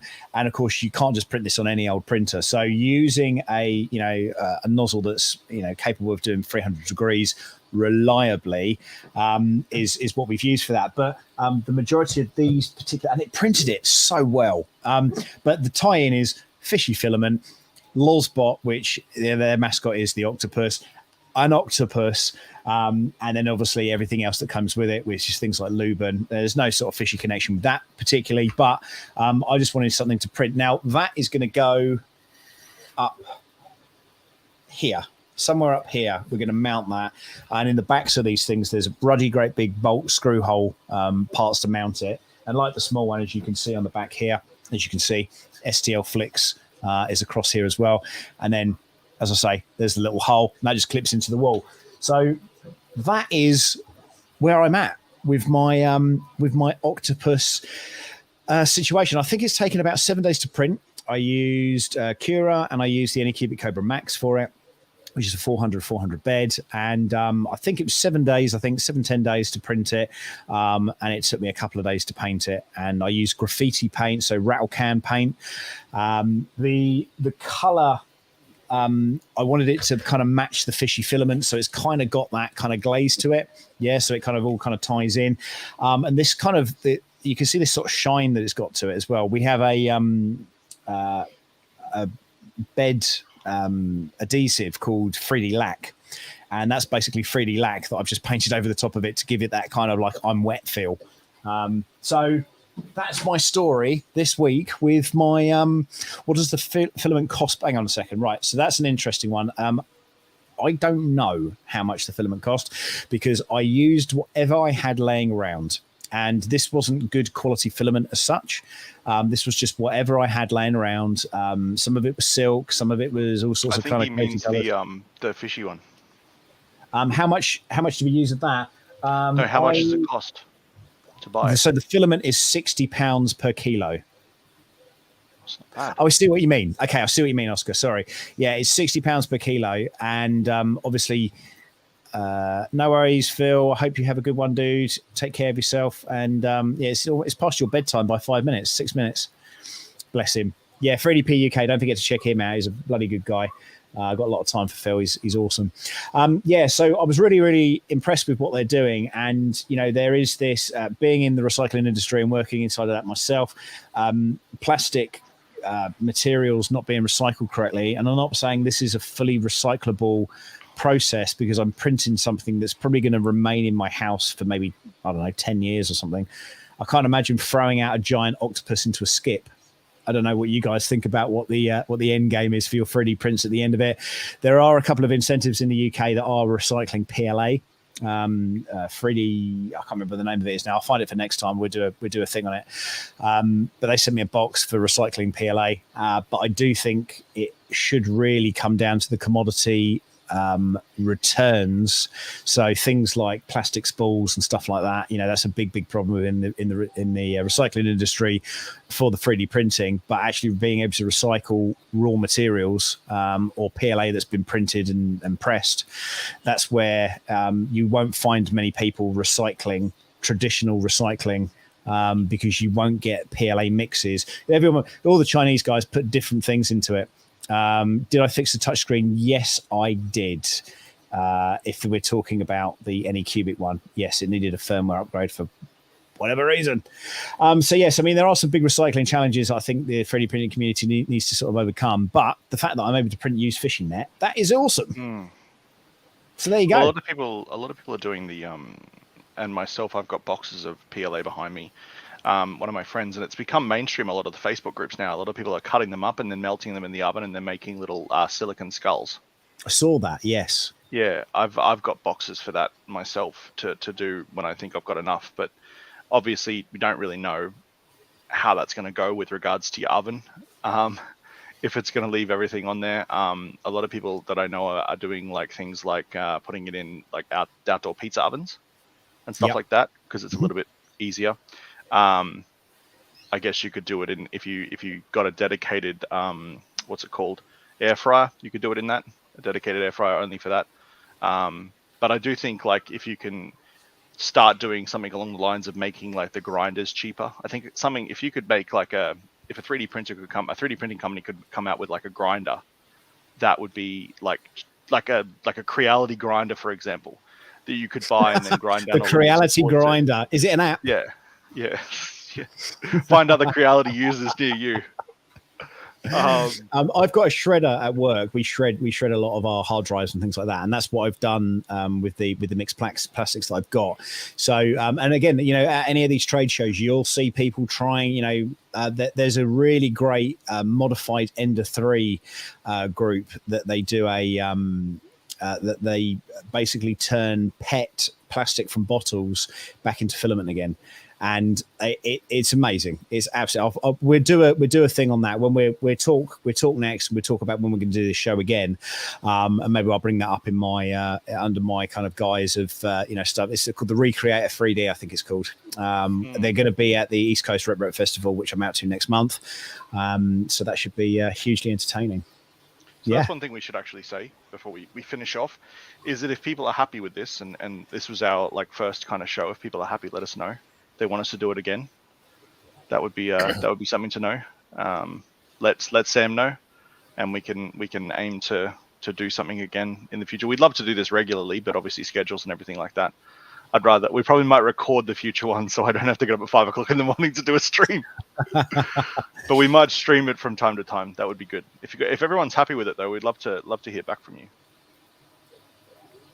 I want to get into recycling, but it's really, really expensive. It can be. It depends where you are in the world and what what you've got involved with. I'm in electronic waste, so taking this a lot of commodity values of gold, palladium, all sorts of kind of crazy things, resell, upsell of different things.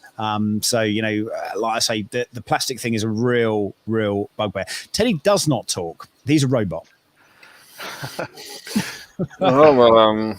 I think the recyclable PLA is a good thing. Yeah, absolutely. Yeah. Absolutely.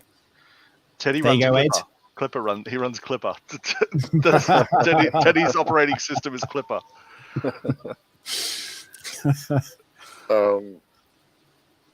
No, nothing to adjust to add. Sorry, I can't find the word. No problem. Guys, Did I fix my touchscreen? Yes, I did. Hang on a second. What's this? Make sure you guys can do it again and let me in on it. LOL.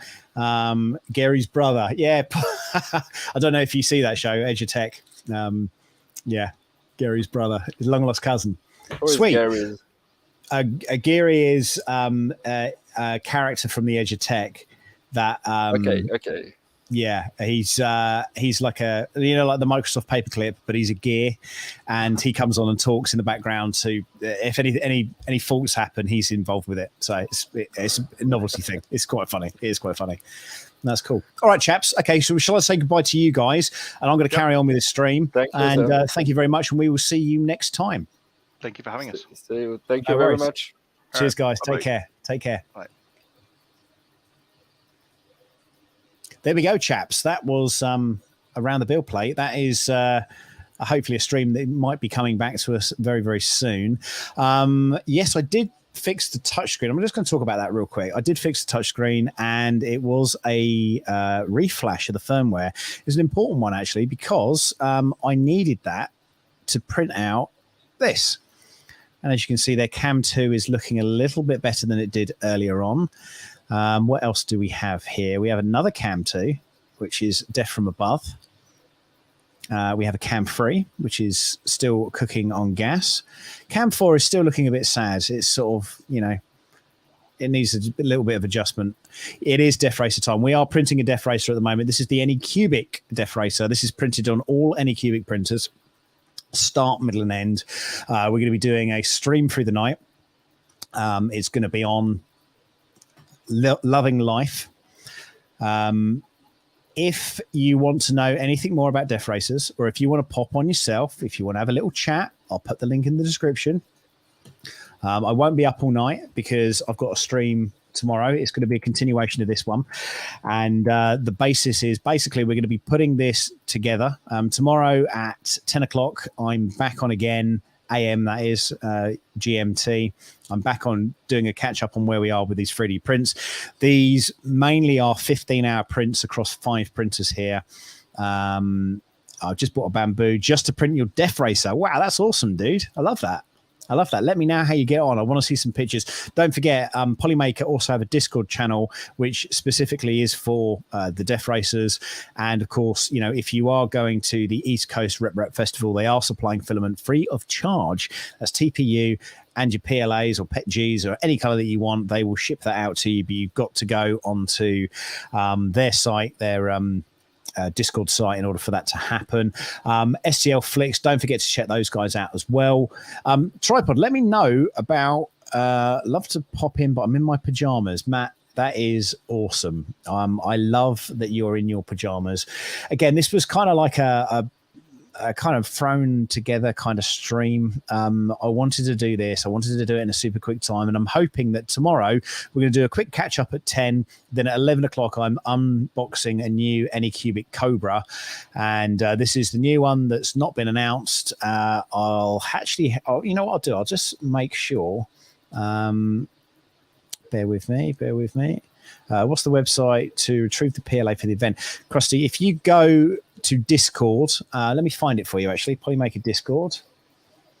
Bear with me. I'll put it in the description. Yeah, Polymaker, again, they have done an insane giveaway for the East Coast Rep Festival. If you're going, they will give you that filament. And in addition to that, bear with me, I'm just trying to find this. They will also give away, they're giving away 50 spools of filament. As a booger, it does have it, doesn't it? Yeah, look at that. They're also giving away 50 kilos of filament, and they're giving away 1,500 quid's worth of 3D printers. You pick the printer, they will buy it, they will ship it to you. So that is pretty damn cool. Just looking for the Discord. So it's discord.polymaker.com. I shall put the invite on there, and bear with me. I'll literally just link the Discord channel here. Here it is. Bonk. And there we go. It's a happy day. So if you haven't already ordered your motors and gearboxes and all that kind of stuff, you need to really get a shake on at this point. But certainly Sunday stream, which again is going to start around about 10 a.m. I'll do a recording of it. I'll make sure it's all published and stuff, so you guys can see all that kind of stuff.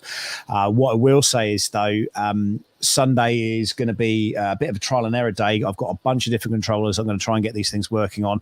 I've got 2 DeathRacers here at the moment, one of which is the version 1, which is David from 3D Printing Nerds channel. This is his DeathRacer that I'm building for him at the moment. As you can see, it's got the Pololo motors in there, which are the old original ones. And then, of course, this DeathRacer, which is the Pro version, which has the super fast, super quick motors in it. And fingers crossed, we should be having some fun. Now then, just before, I'll tell you what I'm going to do. Let me just remove these because I've just had somebody pop on and I do like him coming on the channel. So let me just find a sound effect. So I've got a new setup here. I've got a new mic. I've got a new desk. I've got a new thing. So let's just add this person to the stream. Here we go.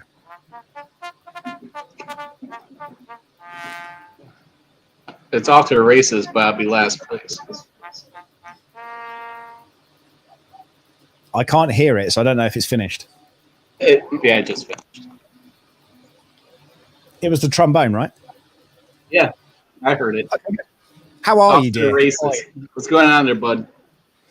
It's having a good time. How's the conversation on push along? Oh, hello. Yeah, okay. How's the conversion on the push along kids car? That is going very well. Have you seen the guy who built a life-size DeathRacer or tank? You mean Ivan Miranda? Yes, I have. I'm in communication with him already. Live, really? And I'm here? Pinch me. Can you believe it, Tim? Off to the races. Hello, non-fam. Hello, D-Ware. Oh, this is beautiful, isn't it? So, John. So, Sam. I'm going to let the cat out of the bag here. I've got a new design for the DeathRacers. Oh, yeah? And working with Polymaker, I am building the most expensive so far DeathRacer for the East Coast Rip Rap Festival. How does that make you feel? It's good for you. I'm going to turn up with so much bling. I'm going to be like I'm going to be a white Mr. T. Okay, so I thought, I stepped it up a little bit with my last desk. Well, it was the OG, right? Okay, yeah. And I'm like, I'm looking at the Facebook group. If you're not part of it, please join it, because what people are doing to these things are far exceeding what I was planning on doing and still doing, right? So yeah, it's, I just printed this on the bamboo. Just came off. You got a bamboo? Oh yeah, I got a bamboo. So you can do the Joe telling on the bamboo. Have a new bamboo.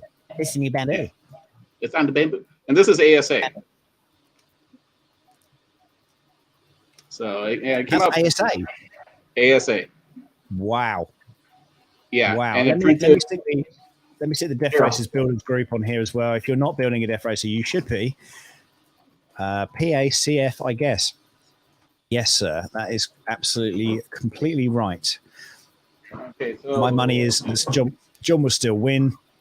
He probably will. What's to say here? I was going to wait a while till I saw Sam. Hold one, and now I've got to find another niche. Okay.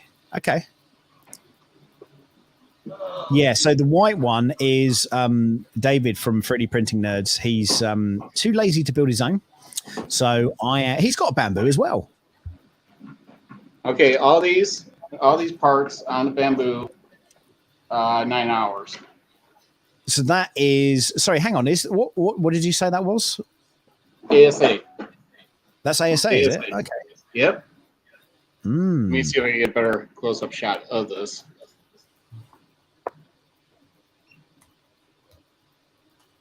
It's a 0.12. Have you stamped on it yet? With my right leg. No effect. It's absolutely amazing. Super strong. Is it? It was almost like nothing happened. Ed's asking what ASA is. What's the material property of the of ASA? Go. I have no clue. So it's on you. You've got no clue. I just know it's literally it's for a polymaker. It's one of the stronger ones, not as strong as nylon. So I'm not using. I'm using that for the body. What's that? Is that the one you've got to bake in the oven? Yeah. It took 260 C on the nozzle to print.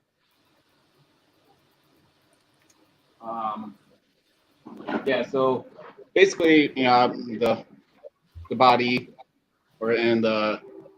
so this is really bad camera. Yeah, I'm just printing that now. Actually, that's I have the files for the OG Racer. Where are the profiles? Stroke bomb. Well, if you go to the Michael Badley Patreon site, you will find the pro version on there, and you just need to lift those files and transfer them over to your bed. Again, so this is what we're doing. This is what we're doing right now. Just to explain. Now, Tripod is actually holding what I'm printing at the moment. So how did that come out? That was an awesome mod there, I thought. Yeah. So this, you can expect a little bit, maybe of, well, at least with the ASA for the cover, it kind of warped a little bit. But when you put it back, when you enclose it, it'll be rigid anyways. So, I mean, it was perfectly flat on there, but when I took it off, it got a little bit. But I can see that this could be. Also, I did, let me take a step back. I did this at 60% infill for this. Wow. For this and the sides for these. Because when we saw breakage on these, but that was actually with Joel Tellings, and we saw Joel's and someone else that did on the bamboo. It was totally under extruded because they went too fast at a not so nice layer lines. So, hey Chris, hope you well. Yeah, but this is. I asked you about these, right? Because I didn't see a left and a right. Yeah, there is. So you print two? You just need to mirror it. Yeah. Okay, so you just print two. Yeah. Okay. All right. So that's what I did. That's why I looked over the files. But yeah, you can see that's a different design. I don't have the other one with me, but so I have everything. Those gearboxes though are the only things I'm missing, and those are in New Jersey right now. But I have. What do you mean these? Oh yeah, those. Yeah, yeah. Why don't you show extra ones that you have there, buddy boy? I will, actually. Yeah, keep on going. You wonder why there's a supply chain issue, because Sam has them all. There's a few more there. Oh, yeah. See, that's why there's a supply chain issue. 8 on the walls, Jason, for the infill. 8. Wow. Yeah, but for the body, I went with the standard 2, because the body isn't really gonna, take as much as the chassis. So the chassis is the strongest part. I haven't hit the drivetrain just, it's running one more set of prints I just kicked off. But I did go with the 11 turn as well. So 11 turn motor, and as Sam already knows, I'm already running the dual ESCs in the original one. Yep. So I'm going to. There's no competition if no one can get any of the parts. You know what? You're completely right. Yeah. And to be fair, though, Chris, what I will say is that I reached out to Lisu. I did get a pretty good deal on these. They reduced the cost of them, and then you could pay like $20 to get them UPS'd over to you within a few days. So my one's turned up within a week, and everyone's got the same deal. It's I won't be looking for winning. I'm just happy to kind of be there and be part of the whole thing. There's certainly no competition for me, but like I say, Polymaker have done a cracking deal with the whole thing, and I'm very, very thankful for them to do all this kind of stuff. I'm so far behind. Okay, you got no clue about all the prints are. Well, don't worry about that, because we're going to be going through those tomorrow and on Sunday as well. And if you're not around, you can watch this stream back. I'll try and do some pinpoints as well for timescales and whatnot, so you can kind of see when, or I'll do a snapshot, pull it down, and republish it on, as and when I'm building. And in fact, I've got, so you're like this, Tripod. I've spent some money. I've gone out and actually spent some money on some stuff. Yeah. Well, the reason why I've now got this camera view here, I've got this camera view here. Wow. And this one. So look at that. that's how we're going to be doing this. This is how we're going to be doing that on stream. That's nice. Yeah. Yeah. I don't know if your section over there is going to be cleaned up or not. You know, it's got the fiber. It's got the fiber laser there. Those pictures are going to be. And then you got Bear. Oreo. That's Mr. Carve needs to come back and come and pick up all their machines. So that's what half that section is over there. Anyway, so I got the extra motors to possibly, if I have time, to upgrade the original. Okay. Okay. Yeah, so that's why I got the so if I have time, I'm going to just print out the pro parts and throw them on there. Since I already have the drivetrain already, it's the whole thing though is what batteries, right? I'm going to test it out. I like running the 2 batteries. So I see a lot of people in the group doing a Y harness, which is fine. It's still going to do the same thing. Yeah. And then you don't have to worry about charging 2 batteries. ASA should be good at resisting impact, but PS6 can absorb almost 3 times the energy before breakage. But Polymaker PA12 CF Polymaker is for impact resistance. Well, they're working on something that apparently is an indestructible filament, and they were supposed to be sending me that. And then at the last minute, they said, we can't send it to you because we're not happy with it yet. So you may find that the new version, which is, I'll tell you what it's called. The new version is called the Hammerhead. So that's all I'm going to give you. It's called the Hammerhead. Well, I also went with this color because I'm hydro dipping it, and I didn't feel like painting everything. So I want to show the colors of the Polymaker through the hydro paints. And so that's also, I was kind of limited with the material for the body. So I chose the strongest that had a vibrant color. And that was the ASA yellow. So, and it had to be a vibrant, otherwise, even with the blue, the skulls didn't really show up that well. It looked good when you got close up to it, but you couldn't tell what it was until you got close up. No, of course. No, that's good. That's good. Well, as I say, there's lots going on. And then, what time is it going to be? You're 6 hours behind, right?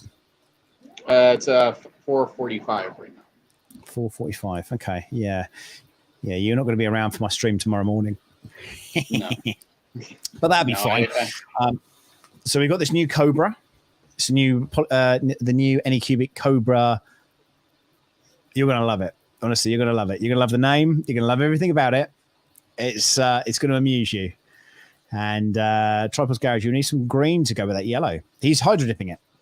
Yeah, it's going to be black and yellow.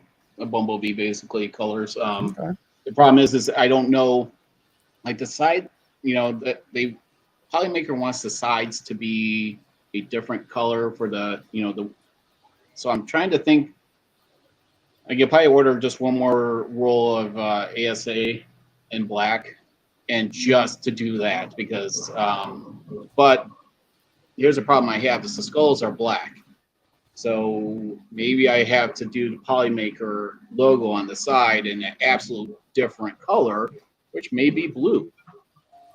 And the wife is calling me. Hold on 1 second. No worries.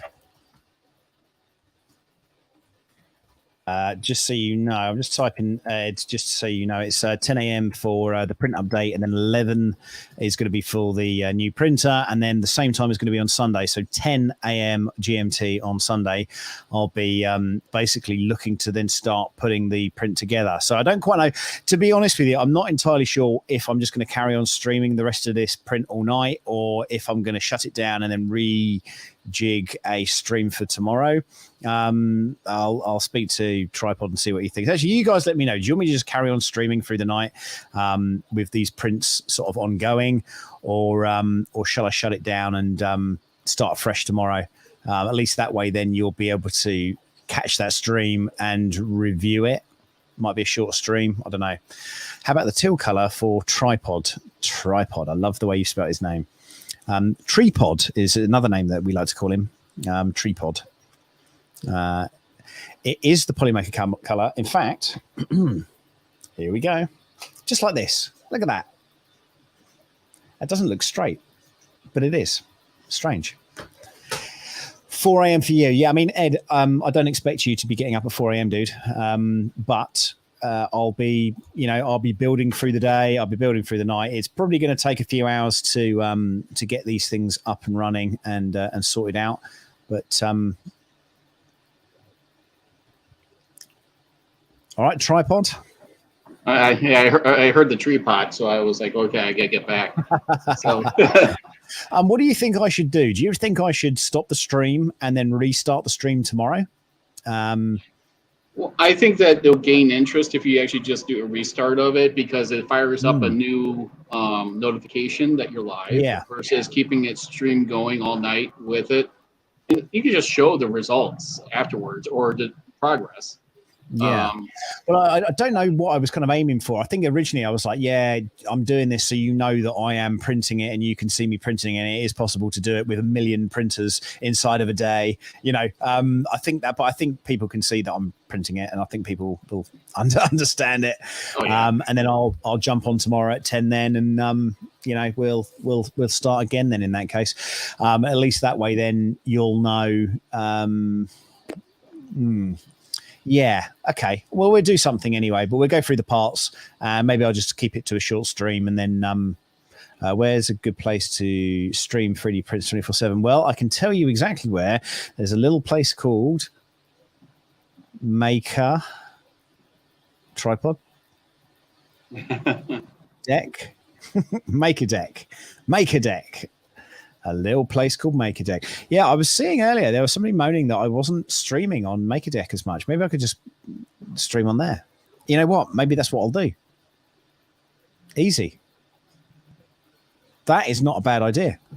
What is Make a Deck? Well, Make a Deck is a streaming platform that's based on StreamYard that then goes across to Twitch. Does it go on YouTube as well? I can't remember. No, it's definitely on Twitch. just Twitch. Yeah. Okay, so it goes on Twitch, and there are people 3D printing from all over the world. How does this microphone sound, by the way? Sounds good. Yeah? Good. Yep, okay. good. Apparently, Michael Jackson recorded the Thriller album on this very microphone. Not this very microphone, but the style of microphone. Yeah. Shimon. I'll make a spot for you. Thank you, Zombie Hedgehog. Yeah, Make a Deck is definitely the place to be for that. Yeah, so I was getting some flack earlier for not streaming enough on there. And I would do, but it's just, you know, time. And I did try and do some stuff the other day, and my camera died, which was kind of annoying. So what do you make of the old octopus then, tripod? That is amazing. I love the colors. How many pieces is the head? So the big one's 4. Okay. And then I use the software Lubin. Are you familiar with that? I tried to chime in as much as I could because I was also working, so I was listening to you in the background while you were talking. Yeah, working. So, well, I mean, the boss was monitoring me. It was a live, so that is just. How much does that weigh? Not that. It's actually used the new Cura 5.1. And that made Michael Jackson cry. Can you turn down the blue a bit, though? Yes, I can. I'll do that for you, dude. Don't worry about it. This was printed in 4 parts, and it's using Cura 5's Lightning infill. So the infill. So what I've done on this is I think I've done 6 layer lines on this, and then basically it's hollow up until when you start getting to the details, and it basically gives this kind of lightning effect inside. Okay. And that's how you're still able to maintain the inside. So essentially it's full of air, but the way that it's been printed, it is hard, it's not so, there you go. You can see the parts there. There you go. There's the parts there on the bottom. So that's in 4 parts. So, but yeah, it's not crazy heavy. But I think it was probably, I don't know, I probably used about 5-6 kilos. Oh, wow. So I need an octopus like that to mount to my ceiling. And that's exactly what I'm doing in here. It's going up there. Yeah, that's now you're not going to walk into it, right? The tentacles. Yeah, maybe. It's kind of like a, there goes my eye. Hopefully not. Hopefully not. No, but everything's quite light anyway, so it should be okay. We should be all right. Lurking, message me on Discord for the full backstage. Or okay, if full or backstage. Okay, well I shall do that. Thank you. I'll probably do that something on the iPad in a little bit, and we'll get that tuned in. So Tripod, what's new with you? Just trying to get everything going, with the DeathRacer build. We're going on vacation, camping next weekend, and that's the last camping trip of the year. So I got to get that going too.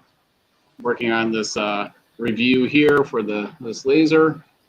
Then I got the fiber laser that's in the Sam Prentice work area. So luckily you won't be really working because we agreed that my DeathRacer will be complete by then, and it's just gonna be having some fun and just doing some cool, fun content. No DeathRacers unless we may build that one thing that you asked about, and that shouldn't take very long. No. For the DeathRacers. So and that I had the tools, and it probably would take less than an hour. And because I need to know the configuration of how much you want and how big of a unit you want it to be. Have you seen this? Yes. So I saw it on it was actually on the Facebook page where Lulzbot put it on there, and it was just so I have that. So those were kind of popular, or still are, for the RC industry, where you would put it on. It's ones that rotate, and so you can work on your RC car and spin, remotely spin it and whatever you need to do. It doesn't fit. So when I saw that, I was like, okay, I need a print. Well, because if anyone that's there, Lulzbot's not gonna make it, so I'm gonna have half my table as a Lulzbot table, and the other half is mine. So I mean, still all Tripod's garage. I'm just gonna show their printer and their DeathRacer on half my table. So, and Maddie wants to know if you are going to want any more cups. I don't think I am. Okay, you have 9, I think. So. I have 9. Okay. No, I've got they'll be my special edition 9 cups then in that case. So hit me up if you need one. So so this doesn't fit the Pro because there's some changes obviously to the framework, and I don't know if it's going to fit that new frame either. I'll test it tomorrow once it's all printed out and ready to go. I did print that on a Lulzbot actually, incidentally, but I will ask Lulzbot to also try and make those little changes as well. So I think they're great. I put it on there and I was like, you know what, that is going to just save a ton of time there. How big he wants his unit? What does that mean? So you misheard, Jason. I said, how big do you want the unit? Big difference. I didn't ask him about his unit. I said, how big does he want the unit? Yeah, there you go. But mine's just gonna be a different theme, basically the same thing though. Hydrographics, and I mean the designs. I can't compete with the other designs with that. I mean, there's a Ghostbusters themed one. Oh yeah. The Rick and Morty one. Rick and Morty. I'm like, Pickle Rick was amazing. I'm like, these things are looking absolutely amazing, and it makes you wonder: are they going to be willing to sacrifice full send, all gas, no brakes on these things, right? I mean, that is the this is what I was saying earlier. Are people going to want to smash up their hours and hours of work? And it is a lot. Let's be fair, right? It does take a little while to build these things. It's not a quick thing. If you have all the parts in front of you, you've still got to put them all together and reassemble them. And sometimes it does take a little bit of time. So that's part of the reason why I'm doing this stream, because I wanted to see, I can do the majority of the parts in 15 hours across 5 printers. Tomorrow I'll be putting on another printer, which is the Anycubic Cobra with the new name, which I'll be doing tomorrow, and then again that'll be streaming, etc. Then once we've got that out of the way, then on the Sunday we'll be doing the putting it all together. And actually, Tripod, what I might do is I might start it a little, but I might do it in 2 parts. I might do the first part where I do the drivetrain, and then maybe if when are you going away? You say you're going away on this weekend? Oh no, next weekend. So depending on the time, I might be able to join early afternoon because I do work the weekends. But I mean, right now I got it's cranking in there. Nice. Well, I'll tell you what I'll do for a minute. Let me just whip these out of the way, and I'm just going to show you guys the DeathRacer site now, so you can understand exactly what we're talking about here, because it is quite cool, I have to admit. DeathRacer's Facebook page. Okay, so this is the DeathRacer's Facebook page, and as you can see, people have been working on these. That is a nice one. I really like the way that he's put the detail into this print. He exposed the infill, it looks like, right? Yeah, DeathRacer on the outside here. That's a really nice one. There's boxes of parts that people are making. There it is again. It's kind of like a panda style kind of thing. People buying different things, people trying different things. This is a 540 with an extension on it. I'm not entirely sure what the extension was for. Things happen so quickly on this group, you just don't quite know what's happening next. Again, people are trying to do Teenage Mutant Ninja Turtles. There is another. This was interesting. This is like a Chinese crying thing in McDonald's colors. That was kind of strange. And then people asking lots of different questions about different things. There you go. And yeah, Zarabo. Love that. Yeah. Okay. Jason, so he said he's targeting the nicest looking ones first. Sorry, hang on a minute. Jason is going? Yeah, I guess. That is amazing. That is as amazing as Rick and Morty here. So Ryan Reed's made this one. I mean, it's like the pickled Rick. I mean, yeah. And then the side boosters, the trash can boosters on the sides. Look at that. It's so well put together. It looks a little bit like there's one too many tracks on here. Yeah, it does look like it's got. But I think he was also experimenting with the track system too at that time. See, there you go. That's I like this. That's just a nice, laid out print. Now we know this one's going to be a slower racer because it's got the Palolo motors on it. But as we all know, speed isn't everything. I also know that the guys that are behind the Voron kits are making them. And tonight I found out as well that LDO have a DeathRacer. Oh, really? I heard that tonight. So this is one of mine, and this is the DeathRacer. And then on the right-hand side, this is a track that I've been printing, which actually carries me around on top of a toolbox. So yeah, we'll be playing with that. And again, here's another one. I'm not too sure what we've done with this. Is this the one that's tiny? Yeah, it is, isn't it? This is the small one. That's the mini one. That's the mini one that someone was working on, John.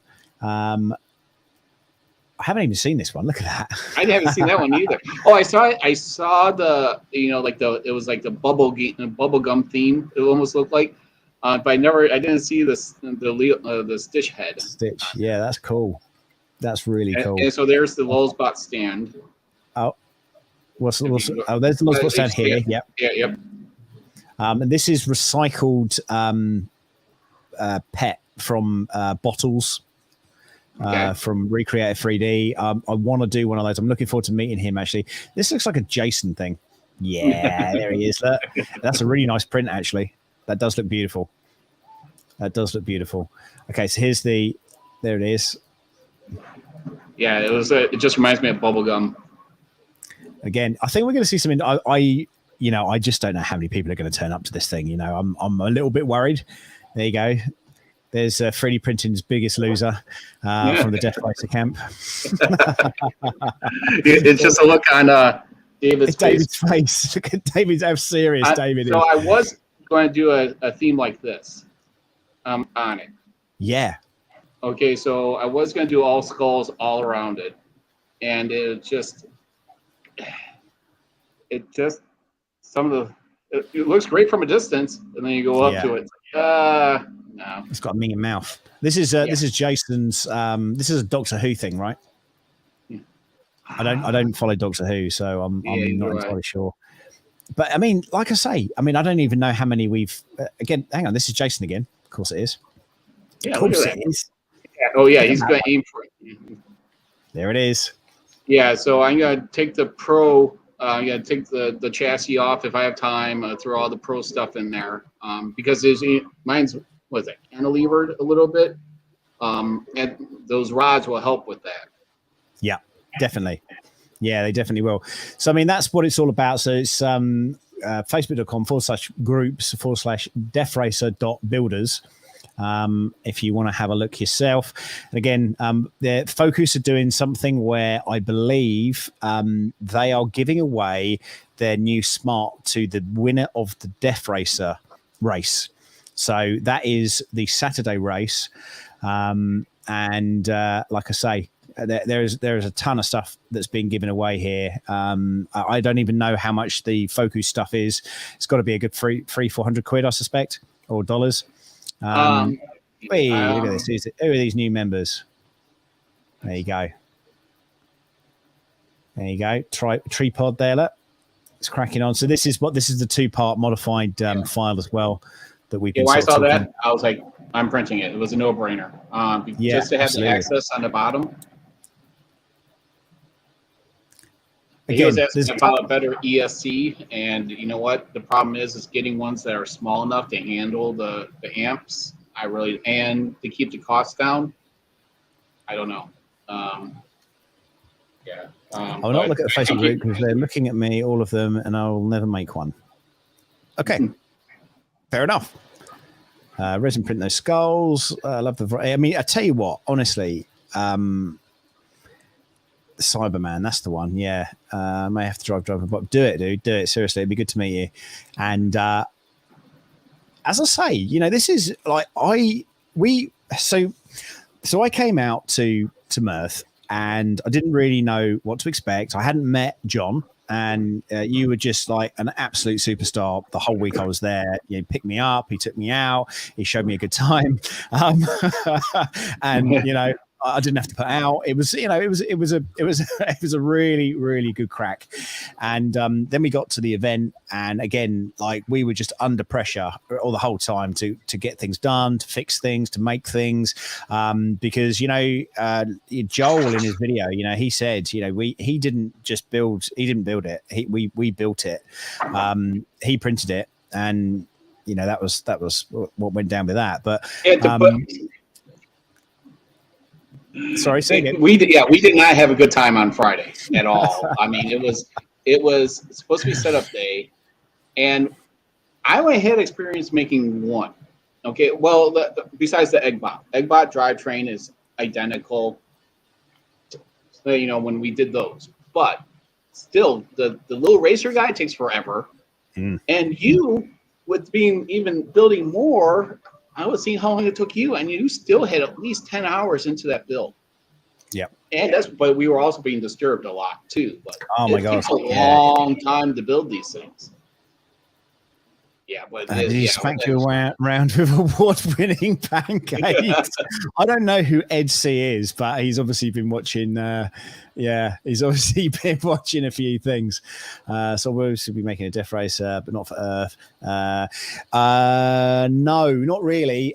So a few things happened. So just to explain, so we did the event. The event didn't quite go as we planned it to, mainly because Joel got a bit gun-ho, and his producer David was mega. I mean, I could see it in his eye for just a second that he was so like, oh, you've done that, but it's okay because it's 3D printing. Come on, get over yourself.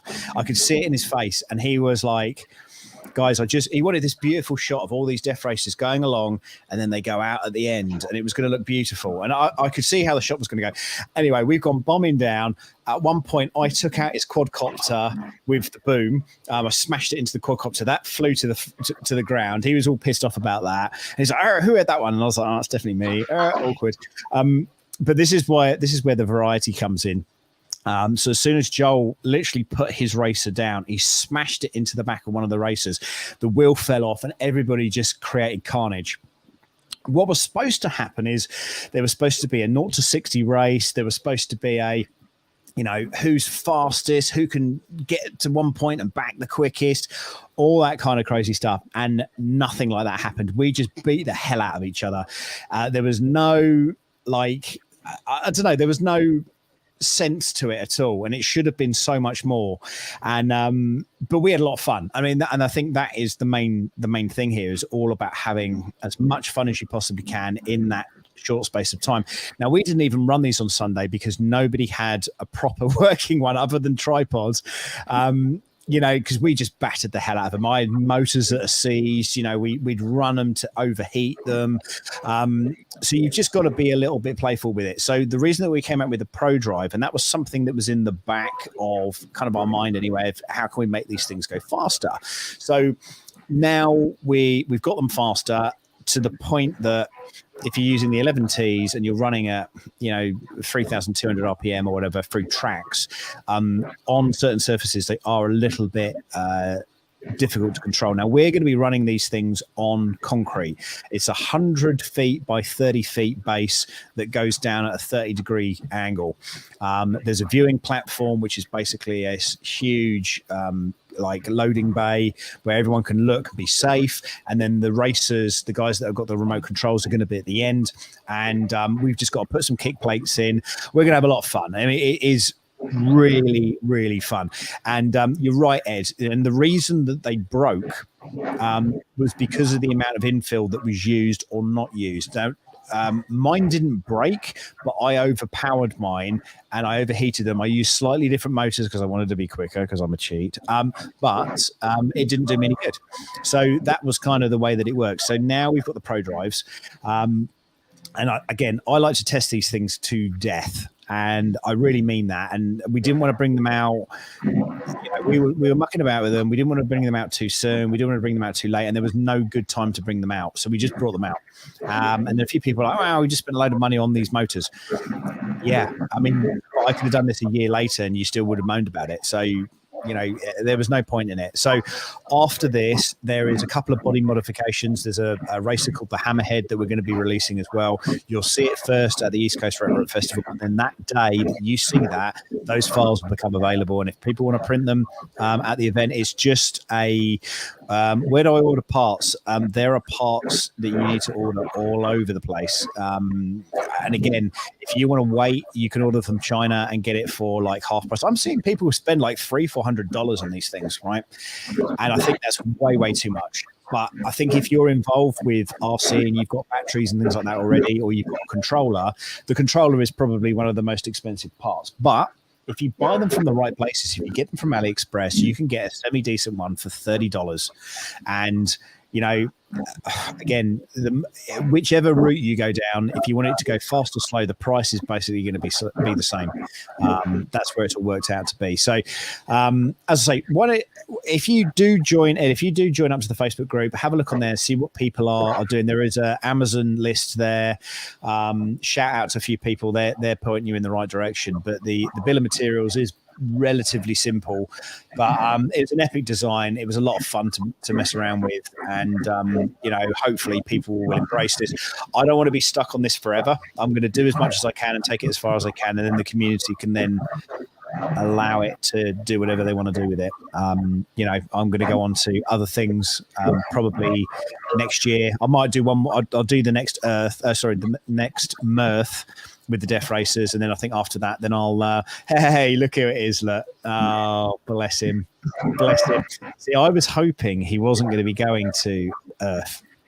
And oh, come on, you guys are like inseparable. No, not because of that reason, because Caleb and I had hatched a plan. We were going to do something. So yeah, we'll see. You know, easier bomb to manage compared to the Voron. Yeah, you're already part of the Patreon group, so that's great. So I mean, the majority of the information will be found on that. If it's not, shout me and I'll he didn't book his flight and hotel yet. Oh, okay, interesting. Oh, okay. No, I was going to do something funny, and I'm still going to do it. So the fact that you're going to be there is going to be even funnier. So yeah, look into the Pro Kit. you know, the 11T motors don't get super hot. They won't melt anything. You won't have any majority issues with that. It uses a lesser voltage, 7.4 volts, over the standard version, which was the 14.8 volts we were running on the majority of these things. So you're using less voltage. It's faster. Why wouldn't you go with that? I was, when you went with hobby grade stuff, I was super excited because you could literally buy this in any hobby store, this stuff, instead of trying to order it. And, you know, because I ordered the wrong speed control. That's what I was like, crap. And so I had to go, and I couldn't get it in time. I did the dual speed controllers, and you know when something really bad happens in someone's house or someone's dad tells you off, right? There was this moment in Tripod's garage, right, where I was stood there, and he was like, I thought this thing was just going to get smashed on the floor, because for love nor money, it wouldn't go in the right direction, would it? There was something that we were missing, and I was looking at it and going, no. And I noticed there were some jumpers on the ESC, wasn't there? And I got the instructions out, and yeah. It was just removing one jumper. So the problem is that it was the brakes. That's it. It was just disabling the brake on it, and because it wasn't mixing, that was the problem. It was. Yeah. It would be one tread would go a lot slower than the other, and it was like, wait, something is totally odd here, because it's got matching speed controls, matching batteries. I should be able to mix this with no problem. And so what Sam was saying with the controllers, I go the more expensive route. Every one of my RCs, even up here, all have their own controllers, right? Because I do not feel like reprogramming the transmitter to the controller, you know, for them. I don't know how Sam is, but I always have a separate controller for each one of my. I have them for all my bots, for 3D printed bots, as well as all my RC cars. So I don't know. How do you do it, Sam? Well, the way that I do it is I have a DX9 RC, and that is like a $500 radio, maybe more. I don't know. And the reason that we use the Spectrum controllers is because if we're doing anything on set, as a good example, first of all, you don't want to have a shitty little plastic control like this, which looks a load of crap when you're controlling an R2D2 on set. The second issue is that it doesn't lose connectivity, and it works very, very well. So we use Spectrum controllers for all that kind of stuff. If we do anything live, if there's an event or we're doing TV work or anything like that, with R2, it's always done via that. It's not the same for everybody, but it certainly is from the people that are doing tier 2 stuff. But that won't mean a lot to anybody here, probably. So what I'm doing this time, though, is I have got the Fly Sky radio. Okay, so this is the one that we are sort of recommending. I managed to get it for $35 from AliExpress, and they shipped it out. It came within a week, and it was all good. Yep. So that's the one. That's the one we got, right? So I've got that one. Then I've also got this one. Okay, so I may end up using, because it doesn't have the dip switches and stuff on it, but it does have a trainer module on the back. So I might be able to modify the trainer module. And what I'll do is basically whatever I test, I'll then put online as well, right? So we got that one. Then I got this thing from Hot RC because, that was even cheaper. This was like $20. And on here, it's got a bunch of different V-tail settings as well. So you should be able to get the motors to go in the right direction that you want to. So we're going... all right, you got $35. I think this was like $25. This one was something like $20. And if I can find it, because it's tiny, where's it gone? Here it is. Oh, the one-handed one. There you go. Look at it. That is cool. That is really, really cool. I think Sam just put, we're not enough for tier 2. Do you're not in the UK though, are you? I didn't say you weren't good enough for tier 2. You're not in the UK though, Ed, are you? You just told us you weren't. Yeah, you don't know how to spell tier. Never mind. Now, it's all good. The problem is, Sam, you know how you walk around with Murph with controlling the bot or the DeathRacer? Mm-hmm. You may not be able to do that at Murph. Showing it off. You know how you would walk around with and just drive it, right? Yeah, that won't be happening. No, I don't think it would be allowed to. So Will the old tracks work with the new racer? Yes, they will. 100%. Good question, actually. Yeah, really good question. Yeah, absolutely. It's all backwardly compatible. That will work. You're right. Absolutely right. I had a long chat with the organizer of the East Coast Red Road Festival. There is a number of things that we're going to have to do, which is over what we did at Mirth. So what they would like is they'd like the Death Racers to remain on our tables. Okay, so that'll be fine because I'm not bringing anything with me other than Death Racers. So, if they can stay there, that's great. Then we're going to have to sign a non-disclosure agreement and a exemption paperwork, which I've got to sort out. A risk assessment and method statement has to be written. It has to be gone through. So there is a lot of red tape. And the reason for that is because the venue is a university, right? Yeah, it's a community college, if I remember right. Yeah. So a university.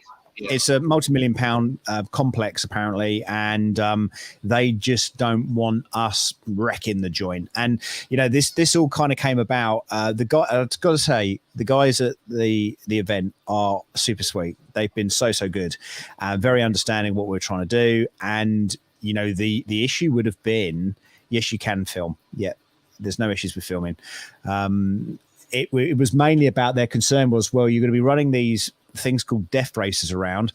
Red flag number one. The other thing is, this is true for YouTube as well. As soon as you start putting on Death Racer, it starts putting a flag up for, hang on a minute, what is the content around this? And that is why I didn't get, I've got some really good traffic flow for 3D printing reviews as of late.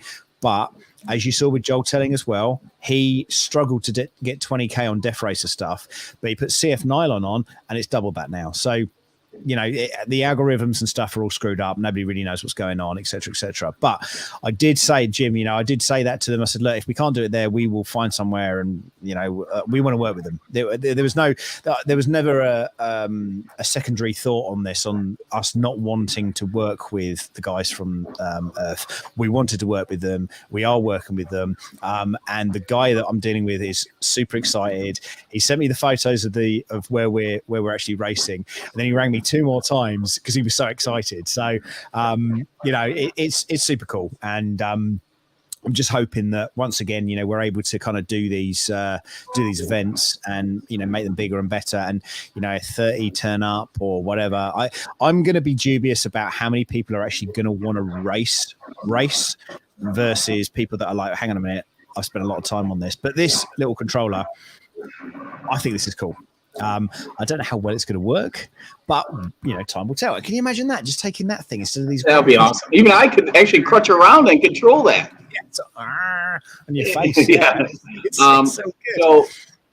So where people were talking about being on concrete, that was brought up on the Facebook group, and I mentioned saying I think the concrete's going to be better because of our experience with the tarmac/asphalt.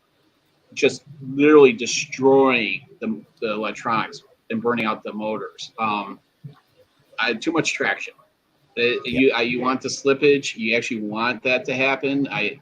Technically, a lot of people don't. It will, but it also cause some good chaos too. So you really have to know your driving and I think it's going to save your drivetrain a lot more, and it'll make your experience a lot better. I know that's what happens when people print stuff on the new bamboo.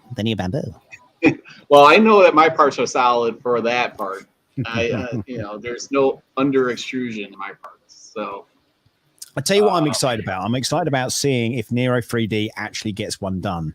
I know he said he was getting to get the parts. I'm running TPU 95 on mine, and that's the fast flow stuff from Polymaker. So that works really well. If you're going to that event, if you're going to the Earth event and you contact Polymaker through Discord, they will send you the filament free of charge. That's the TPU and 2 other filaments of your choice, color, whatever you want. Tripod's just got ASA, and exactly, yeah. The cool thing is about if you break something, you just reprint the replacement. Exactly.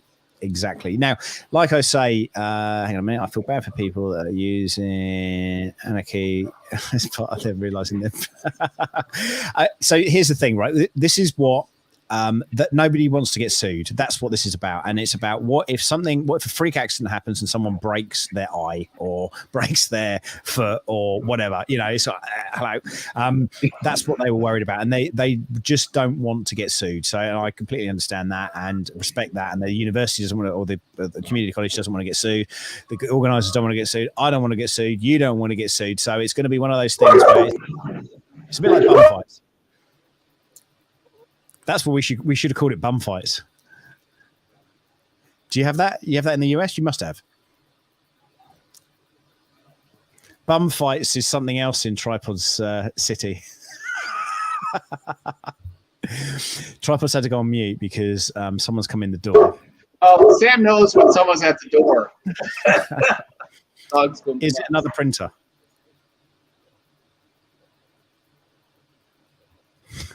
DeathRacer took his leg.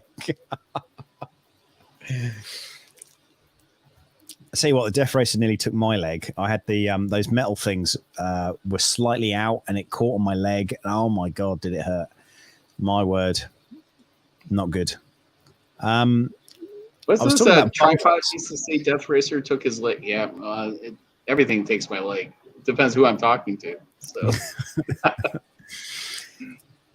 So there we go. Yeah. Anybody got any other questions on DeathRacers before I look to end the stream, because it is 11:30 p.m. at night. I have not had a pee for nearly 4 hours, so I am. I'm just going for it. So I'll be back tomorrow at 10 a.m. Where I'll be talking more about DeathRacers. We'll be going through. Oh, what's that? What is it? What is it? What is it? What is it? What is it? What is it? What is it? What is it? What is it? What is it? Is it your? Hang on a minute. Don't tell me. Hang on. Is it Amazon? Well, it's not going to be your gearboxes, is it? Or is it? Oh, what? What is it? Isn't it?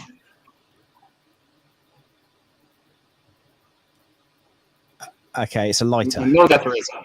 No, yeah, it's for someone that I'm helping with on for the you're laser laser cutting. Of course you are. I'm multitasking.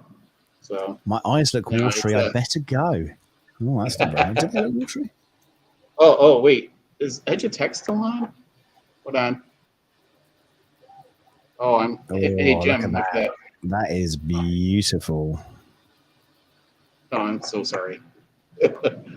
It's insane. That is absolutely insane. I know that's one thing that you don't want to when you're here. You'd be like, let's fire that thing up.